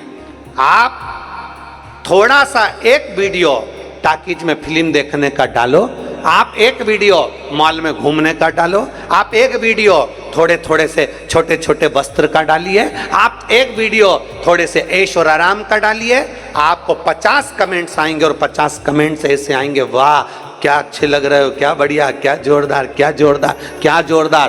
पर एक अगर आपने भगवान के मंदिर का वीडियो डाल दिया, मंदिर जाने का वीडियो डाल दिया, भजन करने का वीडियो डाल दिया, कथा सुनने का वीडियो डाल दिया, भगवत स्मरण का वीडियो डाल दिया, तो 50 मैसेज में से कम 10 मैसेज ऐसे होंगे जो आपको केवल ताना दिया जाएगा, आपको केवल कमेंट्स करा जाएगा, आपको केवल टूल करा जाएगा, आपको केवल अपशब्द कहे जाएंगे।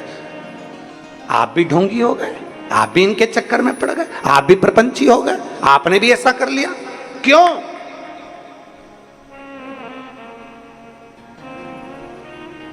छोटे कपड़े पहनने पर कोई आपको टोकेगा नहीं, फिल्म देखने पर आपको कोई टोकेगा नहीं, मॉल में घूमने से आपको कोई टोकेगा नहीं, गाड़ी तेज चलाने से आपको कोई टोकेगा नहीं, सारी दुनिया में एंजॉय करते मिलोगे कोई नहीं टोकेगा, लड्डू खाते हुए कोई नहीं टोकेगा, पानी पूरी खाते हुए कोई नहीं टोकेगा। पर एक दिन आपने सोमवार के दिन मस्तक पर तिलक लगा लिया, गले में रुद्राक्ष की माला पहन ली, सुंदर धोती बांध ली, एक तन पर गमछा ले लिया, तो 50 लोग आपको टोकते हुए मिल जाएंगे। बताओ, ये भी ढोंगी बन गया, इसने भी ढोंग चालू कर।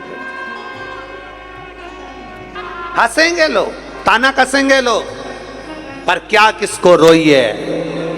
जम के बोलो जरा, चादर तान के सोई। आग लगे बस्ती में, अपन रहो मस्ती में। गलत चीज डालोगे ना तो लोग तुम्हारी तारीफ करेंगे, बहुत बढ़िया, बहुत बढ़िया, बहुत बढ़िया, बहुत बढ़िया। वस्त्र छोटे से डाल दिए, लोग तुम्हारी तारीफ करेंगे, क्या बढ़िया, क्या बढ़िया, क्या बढ़िया। पर जैसे ही तुमने धर्म की ओर आगे बढ़े हो, जैसे ही तुम सत्कर्म की ओर आगे बढ़े हो, जैसे ही तुम भगवान की अविरल भक्ति की ओर आगे बढ़े हो, तब लोगों के तैयारी में बैठना कि सारे मैसेज तुम्हारे अच्छे नहीं होंगे, कुछ तुम्हारे को ताना भी दिया जाएगा, कुछ तुमको कोसा भी जाएगा, कुछ तुमको अपशब्द कहा जाएगा। क्यों? क्योंकि भगवान की जो पथ है, भगवान का जो रास्ता है, भगवान की भक्ति का जो मार्ग है, थोड़ा ये कठिन मार्ग है, कठिन मार्ग।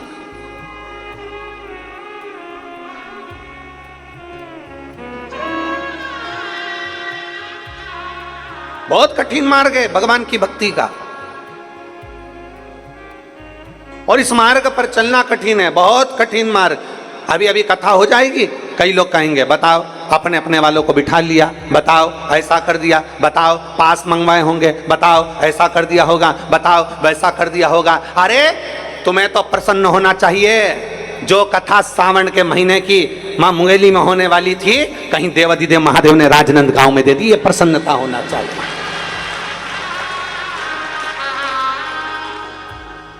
कथा मतलब हेलीपैड, कथा मतलब हेलीपैड।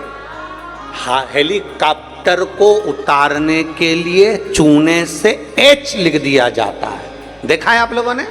चूने से एच लिखा जाता है। हेलीकॉप्टर हेलीपैड पर उतरता है। उसी तरह पूरे राजनंद गांव वालों को प्रसन्न होना चाहिए कि हमारे गांव में कथा हो रही है, मतलब शंकर भगवान का हेलीपैड हमारे यहाँ बना है। शिव पार्वती के साथ श्रावण के महीने में यहाँ उतरेंगे। मतलब भले आप कथा के पंडाल में पहुंचे ना पहुंचे, भले आपने ऑनलाइन कथा सुनी, भले अपने घर में बैठकर कथा सुनी, पर आपकी प्रसन्नता यह होना चाहिए कि हमारे राजनंद गांव में ऑनलाइन कथा, भले किसी को आने की अनुमति नहीं मिली हो, पर ऑनलाइन कथा हमारे क्षेत्र में हुई है। मतलब शंकर 5 दिन के लिए यहाँ उतरे हैं और हमारे ऊपर कृपा करे, ये प्रसन्नता होना चाहिए। पर नहीं,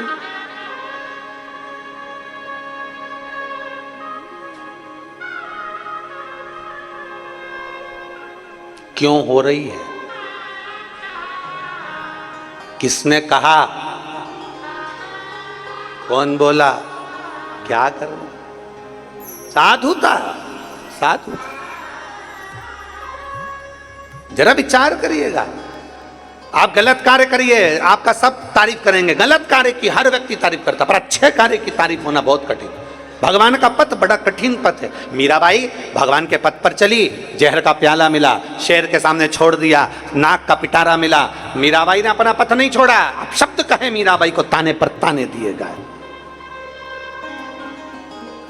और गुरु भी कौन मिला मीराबाई को? गुरु कौन मिला मीराबाई को?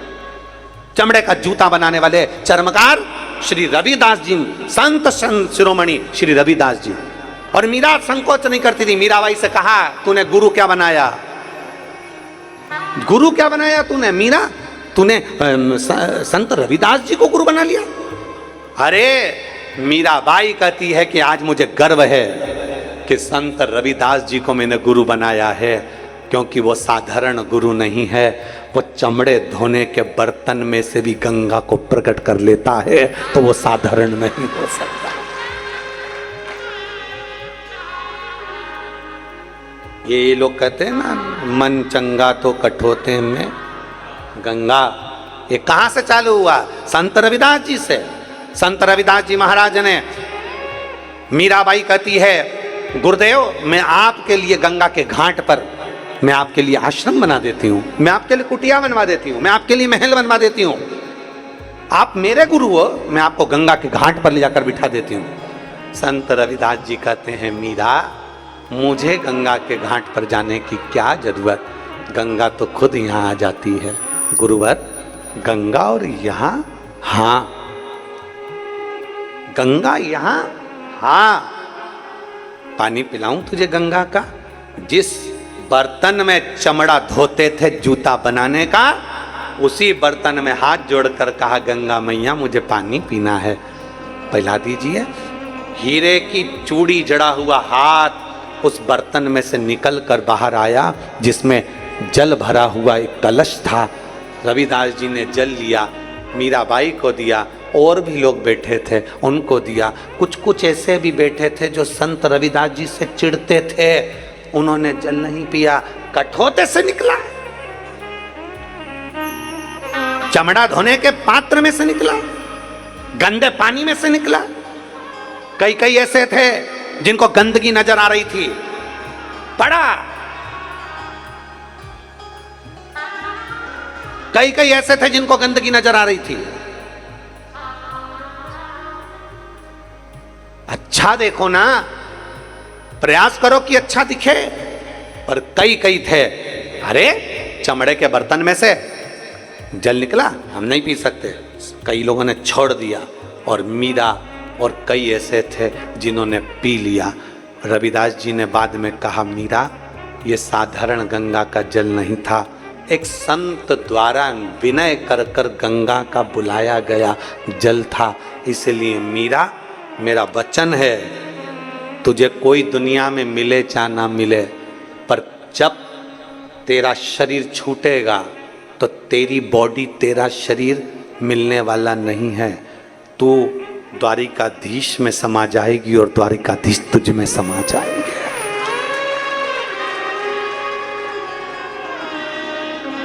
तू द्वारकाधीश में। भारत की भूमि के 4 संत ऐसे हुए जिनकी बॉडी नहीं मिली, जिनका अंतिम संस्कार नहीं हुआ, जिनकी समाधि नहीं बनी, जिनका अंतिम संस्कार नहीं हुआ, जिनकी बॉडी नहीं मिली।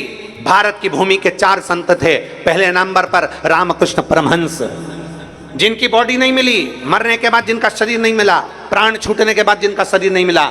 भारत की भूमि के प्रथम संत रामकृष्ण परमहंस, जब प्राण छूटे तो जगत जननी दुर्गा में समा गए। उनकी बॉडी नहीं मिली, उनका अंतिम संस्कार नहीं हुआ, उनका शरीर नहीं मिला। शरीर मिलता तो अंतिम संस्कार होता ना, समाधि बनती ना, नहीं मिला। भारत की भूमि के दूसरे संत चैतन्य महाप्रभु जगन्नाथ में समा गए, बॉडी नहीं मिली, अंतिम संस्कार नहीं हुआ। भारत की भूमि के तीसरे संत संत तुकाराम हरि विठ्ठल में समा गए, बॉडी नहीं मिली, अंतिम संस्कार नहीं हुआ। और भारत की भूमि के चौथे संत मीराबाई द्वारकाधीश के सामने जाकर खड़ी हो गई, और द्वारकाधीश मीराबाई से कह दिया जा मेरे शरीर से आकर लग जा।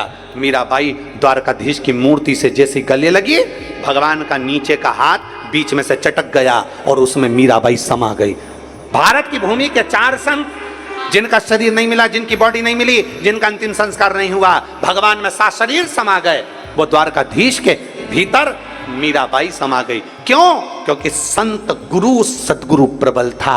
मीराबाई का गुरु बड़ा प्रबल था। मीराबाई के गुरु संत रविदास दुनिया की निगाह में थे कि चमड़े का जूता बनाते हैं, चर्मकार चर्मकार चर्मकार कहते थे, पर मीराबाई रविदास जी को गुरु बनाई तो जानती थी कि ये मेरा गुरु कोई साधारण नहीं है, गुरु साधारण नहीं है। दुनिया के लोग उसमें गलतियां छांटते रहे कि ये चर्मकार हैं, बताओ चर्मकार हैं, पर मीराबाई ने कोई अपने गुरु में गलती नहीं देखी। और याद रखना, जीवन में अगर भगवान शंकर की कथा का रसपान करते हो ना, शिव महापुराण की कथा सुनते हो, तो अपने भीतर ये विश्वास रखना कि शंकर को हमने अपना गुरु बनाया है, इसलिए मेरे शंकर में, मेरे गुरु में कभी मैं गलती ना देखूं, देखूं तो मेरे शंकर में मैं अच्छाई देखूं, उसके सिवाय कुछ ना देखूं, कुछ नहीं देखना मुझे।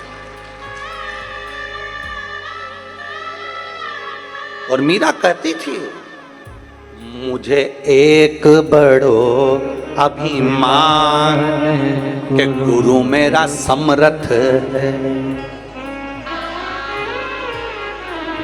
मीराबाई से कहते थे लोग, तुझे क्यों अकड़ है, किस बात की अकड़, क्यों इतनी फूलती है, क्यों अकड़ में रहती है? मीराबाई ने कहा, सुनो राणा, मुझे एक बड़ो रे अभिमान, अभिमान मुझे धन का नहीं, दौलत का नहीं, सत्ता का नहीं, वैभव का नहीं, मेरा अभिमान मेरा गुरु है। और आपको भी अभिमान होना चाहिए, मेरा अभिमान मेरा शिव है। मुझे एक बड़ो रे अभिमान के गुरु मेरा समर्थ है। लोग पूछें कि तू क्यों इतरावे, क्या जो मिला तू फूलों नी समावे, मेरा एक ही मंत्र महान के गुरु मेरा समर्थ। ये मेरे मंत्र की महानता है, मेरा गुरु मेरा समर्थी है। मैंने जो मंत्र लिया वो साधारण नहीं है। दुनिया की निगाह में भले संत रविदास जी चर्मकार हो, पर मेरा गुरु तो मेरा गुरु है, जिसने कह दिया मीरा तू मरेगी भी ना, तेरे प्राण भी छूटेंगे ना, तो तू कृष्ण में समा जाएगी। कौन है ऐसा, कौन? कोई एक बता दो जो भगवान कृष्ण में समाया हो। केवल एक मीराबाई ऐसी थी जो भगवान द्वारकाधीश में सात शरीर समा गई, सात शरीर।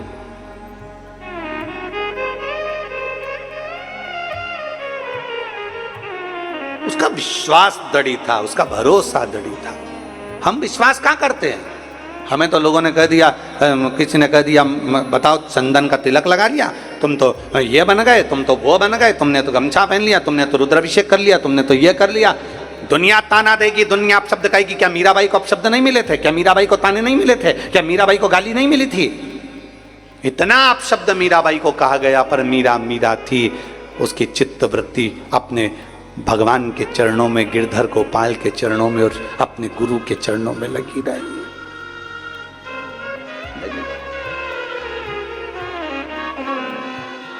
कहे दुनिया,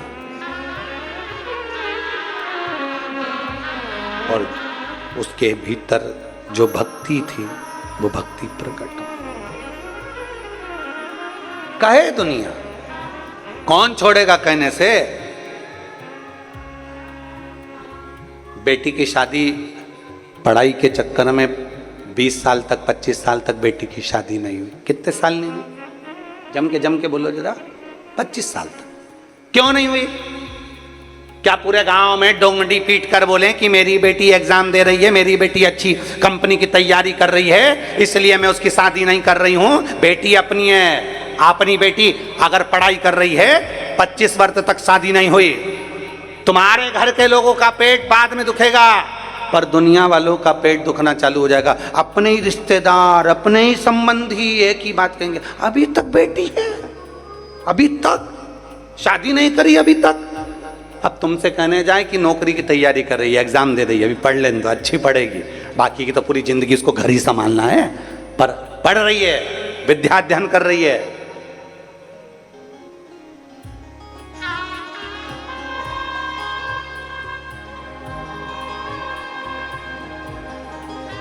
पढ़ लेगी तो थोड़ा अच्छा रहेगा, उसके लिए जीवन अच्छा रहेगा, पर नहीं, खल रहा है, खल रहा। और दूसरों को बाद में खलता है, पहले अपनों को खलता है। पहले अपनों को कर देना चाहिए। उधर से बुआ जी फोन लगा रही, उधर से फूफा जी लगा रहे, उधर से मामा जी लगा रहे, उधर से काका जी लगा रहे, उधर से काकी जी लगा रही, उधर से ताई जी लगाए, उधर से ताऊ जी लगाए, उधर से रिश्तेदार, उस तरह से नातेदार, सब पूछ रहे कब करोगे। देखो अब देखना चालू करो, अब हो गया ठीक है 25 साल तक, अब पढ़ लेगी पढ़ेगी जब तक, तुम तो देखो तुम तो देखो तुम तो देखो। बेचारी माँ डिप्रेशन में आ गई, करूँ क्या करूँ। बेटी से पूछा, बेटी शादी, बेटी करी मम्मी 1 साल प्लीज और पढ़ लेने दे। बेटा लोग कह रहे हैं कुछ का कुछ बोलेंगे। बेटा बेटी ने कह दिया माँ मैंने भी शिहोर वाले महाराज की कथा सुनी है, वचन देती हूं तू जहां कहेगी शादी वहीं करूंगी, पर मुझे पढ़ लेने दे,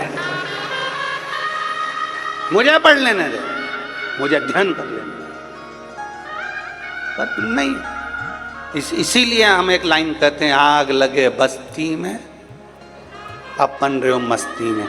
जितना दुनिया के लोग तुमको जितना जितना बोले, तुम उतनी जोरदार खजूर वाली चोटी बना के, जूड़ा मूड़ा बना के, उतनी जोरदार लाइन माइन खींच के, डब्बा भर के, आंख नीली पीली करके फिर चलो। और जल जल तो जल, और जल।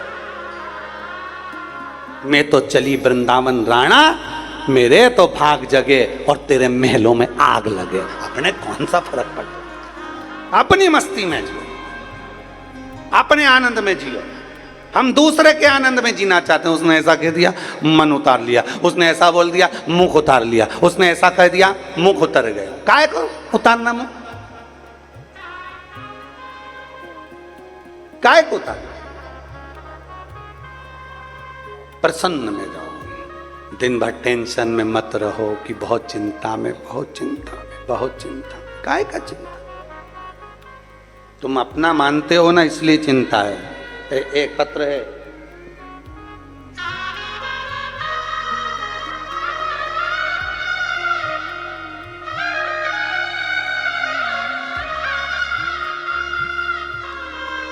मैं विजया पिल्ले, कहीं बैठी हैं विजया पिल्ले, मैं कहीं बैठी हो तो हाथ हिलाइएगा। मैं विजया पिल्ले, गुरुदेव भगवान शंकर की अविरल भक्ति का क्या भाव होता है मैं कहना चाहती हूं। पशुपतिनाथ के व्रत का क्या फल है मैं कहना चाहती हूं। गुरुदेव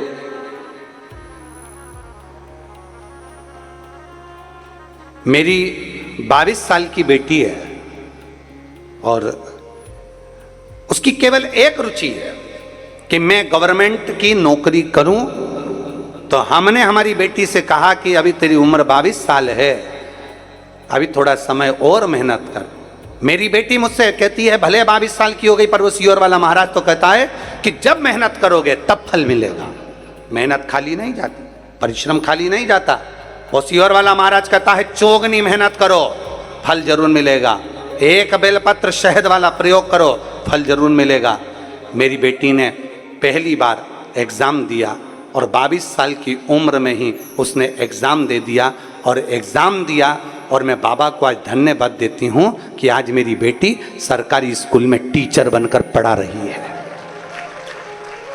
22 वर्ष की आयु में एग्ज़ाम दिया और 22 वर्ष की आयु में एग्ज़ाम देकर भगवान शिव की शरणागति ग्रहण कर कर अपनी लगन, अपनी मेहनत पूरी कर रही है और आज गवर्नमेंट स्कूल में टीचर बनी गई है। ये मेहनत, ये लगन होना चाहिए, ये परिश्रम होना चाहिए। और अगर दुनिया के लोग कह देते, मेरी बेटी का नाम रिया पिल्ले है, राजनंदगांव छत्तीसगढ़ की रहने, दुनिया के लोग अगर कह दें अभी क्या उम्र है तुम्हारी, अभी क्या करोगे क्या करोगे क्या करोगे। प्रहलाद की कोई उम्र नहीं थी, छोटी सी अवस्था थी, भगवान को पा लिया। ध्रुव की 4 वर्ष की उम्र थी, भगवान को पा लिया। मीराबाई 7 वर्ष की थी, भगवान को पा लिया। कर्माबाई 9 वर्ष की थी, भगवान को पा लिया। क्या उम्र है। और हम उम्र का रोना रोते रहते हैं, दिन भर बैठकर उम्र का रोना रोते हैं हम, उम्र का रोना। अभी छोटे हो, अभी टाइम लगेगा, अभी रुको जरा, अभी रुको जरा, अभी रुको जरा।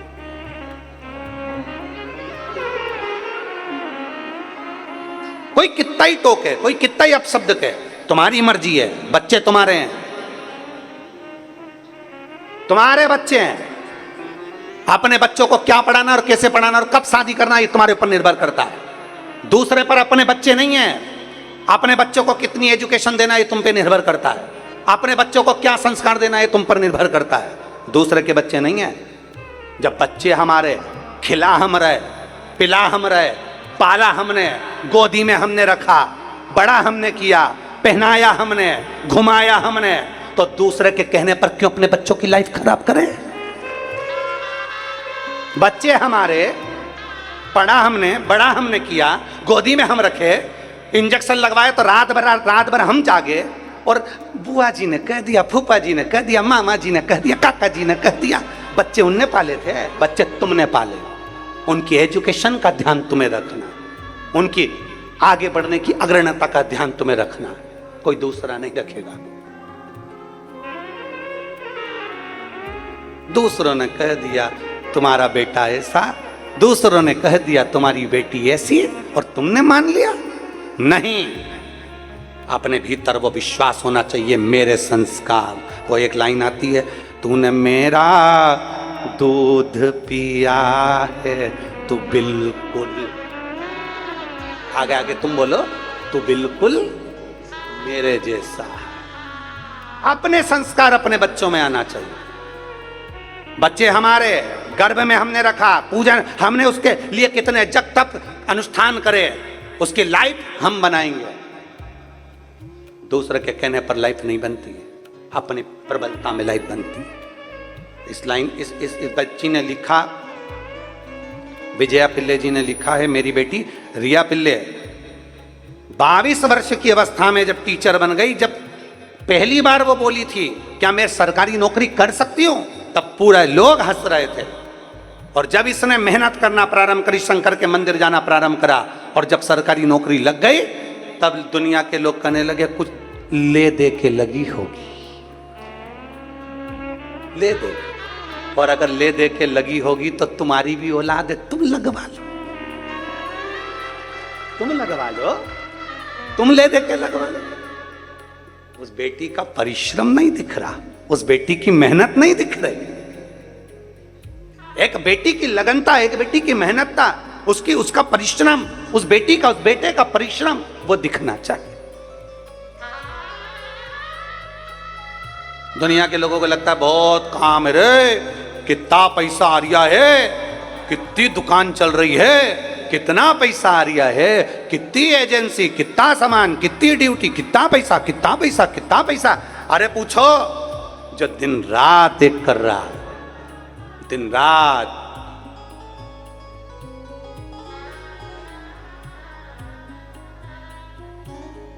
कमाना सरल विषय नहीं है भाई, बहुत कठिन है, बहुत कठिन। आप अंदर बैठे हो, रोड पर जितने तो तुम अंदर नहीं हो, उससे दुगने पुलिसकर्मी रोड पर बरसते पानी में एक जैसे खड़े हैं, एक जैसे खड़े। आपको लगता है सरल है, हर चीज सरल, किसी को लगता है सबसे सस्ता काम, सबसे सरल काम है खेती करना। खेती वालों से पूछो तो कहते सबसे सरल काम नौकरी करना। नौकरी वालों से पूछो सबसे सरल काम है भैया दुकान डाल लो। दुकान वालों से पूछो तो कि सबसे सरल काम है भैया चाय का ठेला लगा लो। चाय के ठेले वालों से पूछो तो कि सबसे सरल काम है भैया अपन तो मिश्रा जी जैसे कथाकार बन जाओ। सबसे सरल काम है। और कोई मिश्रा जी से तो पूछे, मिश्रा जी से पूछे कोई कि आपकी जिंदगी और मिश्रा जी की जिंदगी में कितना अंतर है, जरा आप पूछें। खूब प्रेम से ठेले पर खड़े होके पानी पतासा खा रहे, कोई तुम्हारा वीडियो नहीं बना रहा। 2 मिनट मिश्रा जी निकल तो जाए, 2 मिनट तो निकले। ट्रेन में वॉशरूम के लिए भी जाते हैं तो 4 कैमरे चालू रहते, इंतजार ही करते अभी निकलेंगे महाराज, अभी निकले। और ये हमारे पीएसओ उनसे कहते नहीं चलो उधर जाओ, और उधर से खड़े खड़े मोबाइल चालू रखते हैं अभी। और दूसरे से भी कह दिया ये वाली टॉयलेट में कहाँ है, उसके ऊपर हाथ लगा। कोई पूछे? अरे भाई बहुत कुछ त्यागना पड़ता है तब जाकर आगे बढ़ा जाता है। बहुत कुछ त्यागना पड़ता है, बहुत कुछ, तब अग्रणता आती है। बच्चे आपके, बेटा आपका, बेटी आपकी, एजुकेशन क्या कराना ये आप पे निर्भर करता है। दूसरे के कहने पर कभी मत चलना अपने बच्चों के मामले में। माता पिता, घर के दादा दादी और अपने बच्चों से पूछकर बड़े प्रेम से बेटा खूब पढ़ो, तुम्हारी मन पड़े उतना पढ़ो, संस्कारों से विहीन मत होना, विद्या अध्ययन अच्छा करना। मेरा विश्वास कहता है एक दिन तू नाम कमाएगी बेटी, तू भी कहीं ना कहीं अच्छी ऑफिसर बनकर बैठेगी। तू कर तैयार, तैयार, मेहनत करने में पीछे नहीं हट। एक परिश्रम अपना होना चाहिए। मीराबाई भगवान में समाई, ये मीराबाई का एक लक्ष्य था। कहां मीरा से ताने दिए गए, मीराबाई को तुम्हारे गुरु ऐसे, मीरा तू ऐसी, मीरा तू ऐसी। कितने कितने इल्जाम मीराबाई पे लगाए, पर मीरा थी। कर्माबाई पर लोगों ने अपशब्द कह दिए, कर्माबाई ऐसी कैसी, भगवान की भक्ति में डूबी रही। अरे कर्मा, भगवान कोई तेरे हाथ का खिचड़ा खाएंगे? खिचड़ा तेरे हाथ का? कर्माबाई तो कर्माबाई थी, प्रेम से भगवान के लिए बनाती थी और खिला देती थी।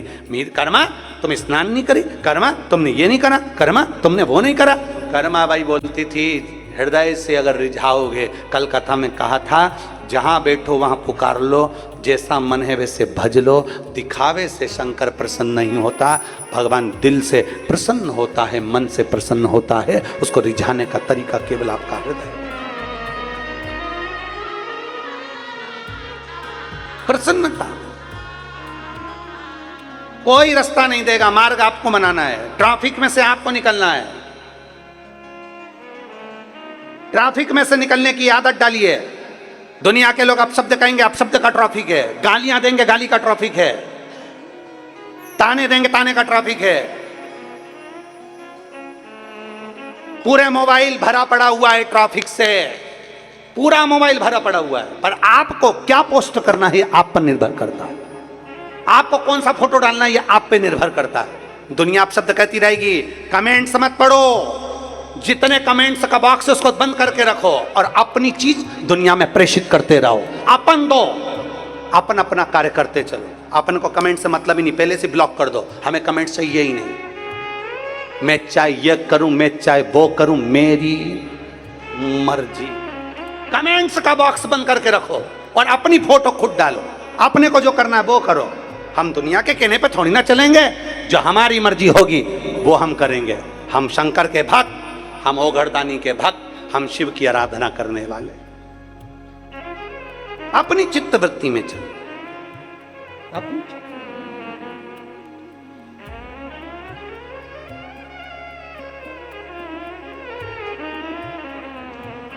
और जब अपनी चित्त वृत्ति में हम चलें तो शिव तत्व की प्राप्ति क्यों ना मिले, कैसे ना मिले। भगवान शंकर की भक्ति कैसे प्राप्त नहीं होगी। आप अपने मन से तो चलो। आपका दिल करता है कि मुझे शंकर को जल चढ़ाना है, बड़े प्रेम से चढ़ाओ। आपका दिल करता है आज मंदिर में पोछा लगाना है, पोछा लगा दो। आपका दिल करता है आज अच्छा दिन है, मैं शंकर भगवान को एक बेलपत्र चढ़ाऊंगी, आज शिव जी को मैं माला चढ़ाऊंगी, आज शंकर भगवान को मैं रिझाऊंगी। ये आपका दिल करता है।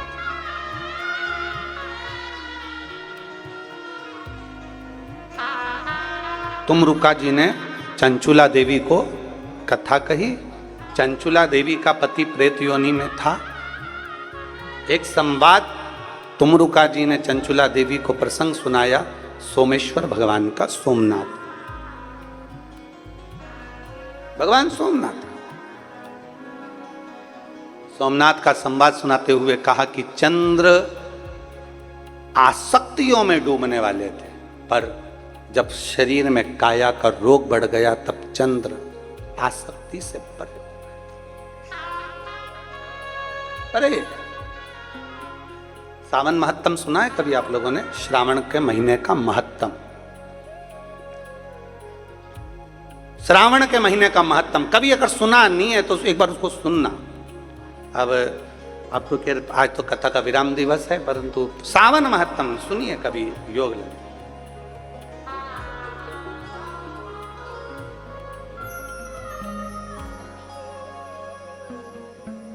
कभी मौका लगे अब प्रयास करेंगे।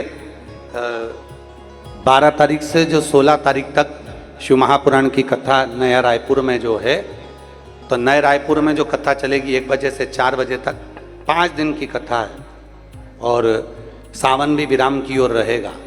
तो प्रयास करेंगे कि उसमें सावन के महत्तम को बांचा जाए और सावन महत्तम को सुना जाए। सावन का महत्तम क्या है, क्या महत्व है श्रावण का? केवल पार्वती जी ने पूजन करी उतना महत्व है कि श्रावण का? कांवड़ियों ने कांवड़ चढ़ाई क्या केवल उतना महत्व है कि श्रावण का? श्रावण का महत्व क्या उसको हम जाने। केवल पार्वती जी और शंकर जी के प्रसंग से ही श्रावण नहीं है।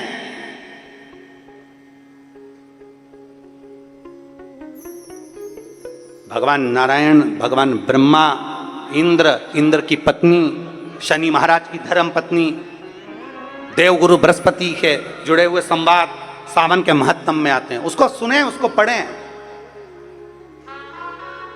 प्रयास करेंगे जो 12 तारीख से 16 तारीख तक 5 दिन जो नया रायपुर में कथा 1 बजे से 4 बजे तक आप लोग आस्था चैनल पर सुनेंगे और बाकी के सब लोग जो रायपुर के आसपास के हैं वो कथा में आएंगे। तो उसमें आप प्रसंग को श्रवण करें, उसको सुने, धारण करें। एक चंद्र को जो डूबे हुए थे अन्य में और काया का रोग हो गया, तब शिव याद आए। काया का रोग होने पर फिर शिव याद आए। शरीर में जब कष्ट आता है, कहाँ जाऊं, किससे कहूं, डॉक्टर ने बता दिया, तब भगवान याद आते हैं। शिव महापुराण की कथा कहती है पहले से ही 1 लोटा जल चढ़ाते रहो ना, शरीर अच्छा है, जाते रहो शंकर जी के सामने, जाते रहो शिव के पास, 1 लोटा जल समर्पित कर दो। काया का रोग हुआ, देव ऋषि नारद ने कहा कि शिव की आराधना करें, शिव की आराधना।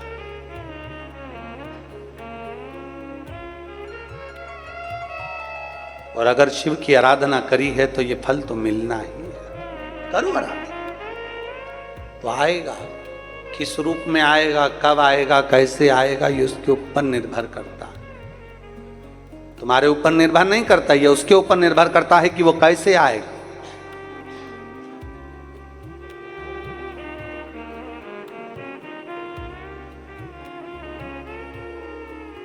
कल एक लड़का कह रहा था, गुरुदेव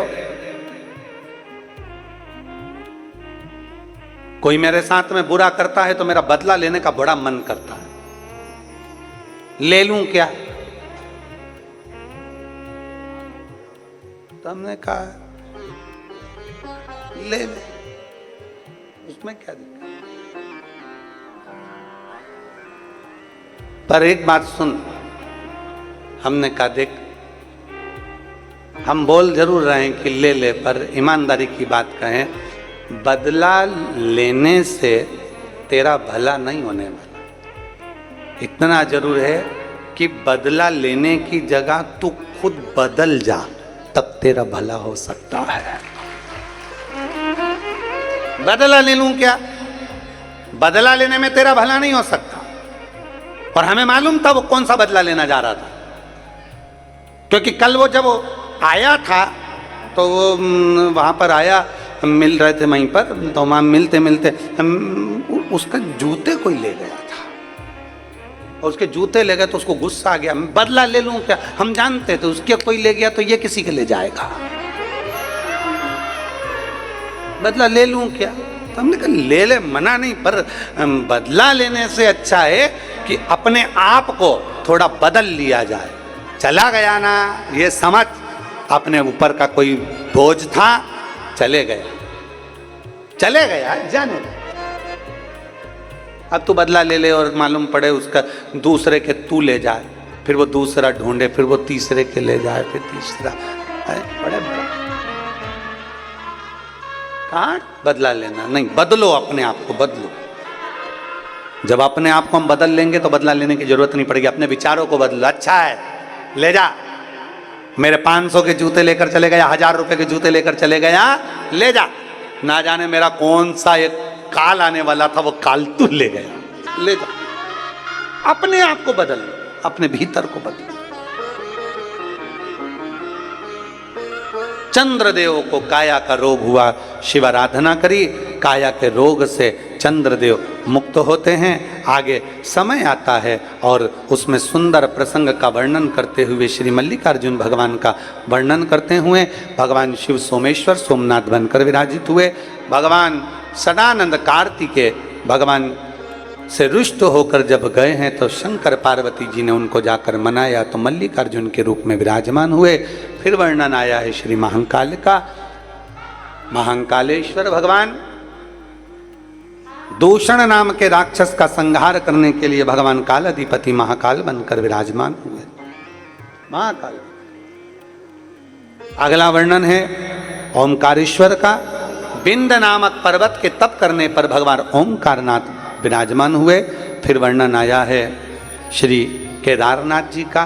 नर नारायण ने तप कर कर भगवान शिव को विराजमान किया। अगला वर्णन आया है श्री भीमा शंकर का।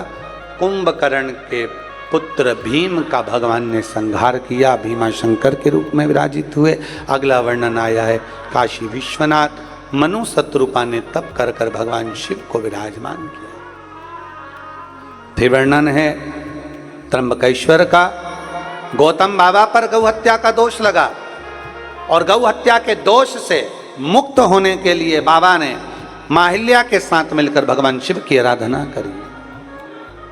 ब्रह्मा विष्णु महेश तीनों विराजमान होते हैं, त्र्यंबकेश्वर बाबा के रूप में विराजित हुए। अगला वर्णन है श्री वैद्यनाथ जी का। रावण शिव जी को ले जा नहीं पाए, भूमि पर ही विराजमान हो गए, भगवान शंकर वैद्यनाथ के रूप में विराजित होते। अगला वर्णन श्री नागेश्वर का।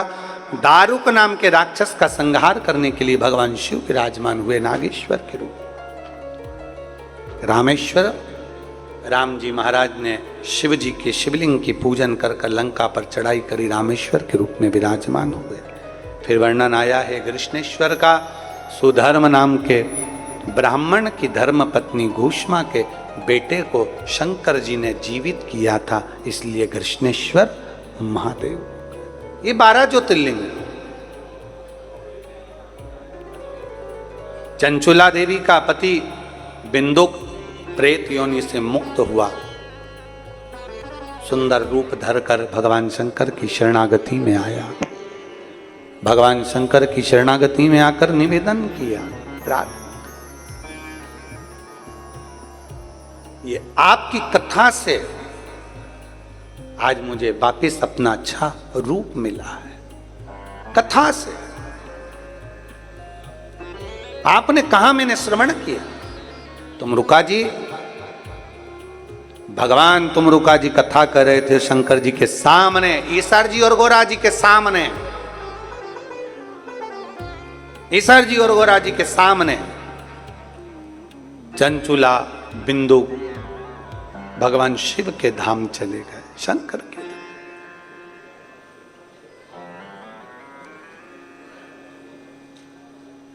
शिव के नाम का स्मरण करते करते श्री शिवाय नमस्तु,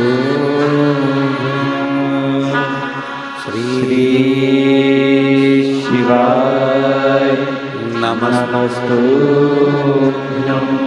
श्री शिवाय नमस्तु,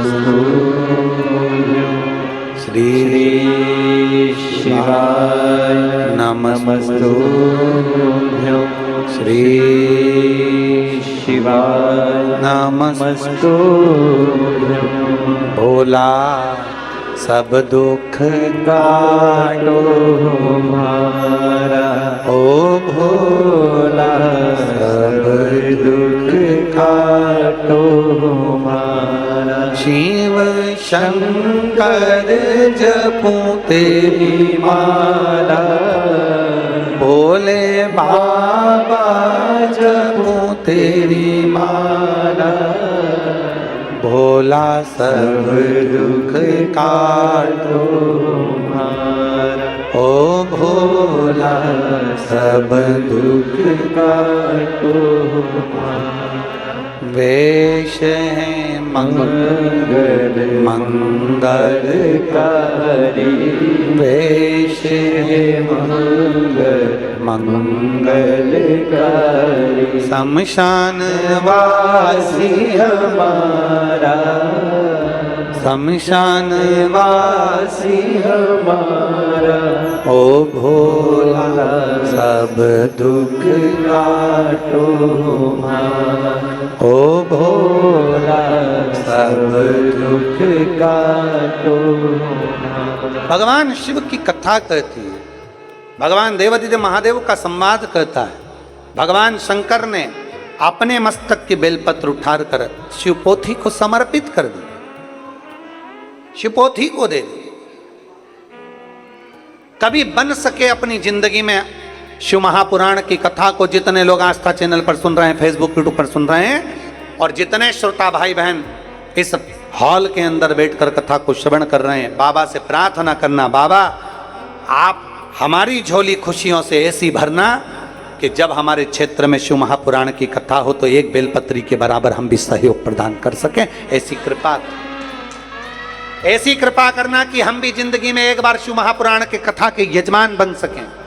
ऐसी कृपा करना कि हम भी अपनी जिंदगी में एक बार कथा करवा सकें। ऐसी करुणा आप करिए। तेरा नाम कुबेरेश्वर महादेव है, तो कुबेर को भी, एक चोर को कुबेर बना सकता है तो दुनिया का भंडार तू भर सकता है। तेरा नाम त्र्यंबक है, दुनिया के रोग को तू मिटा सकता है। तेरा नाम सोमेश्वर है, सारी दुनिया के लोगों की काया तू ठीक कर सकता है। तेरा नाम केदारेश्वर है, दुनिया के लोगों को ऊंचाई तक पहुंचाने का कार्य तेरा है। संपूर्ण जगत का कल्याण तू कर सकता है।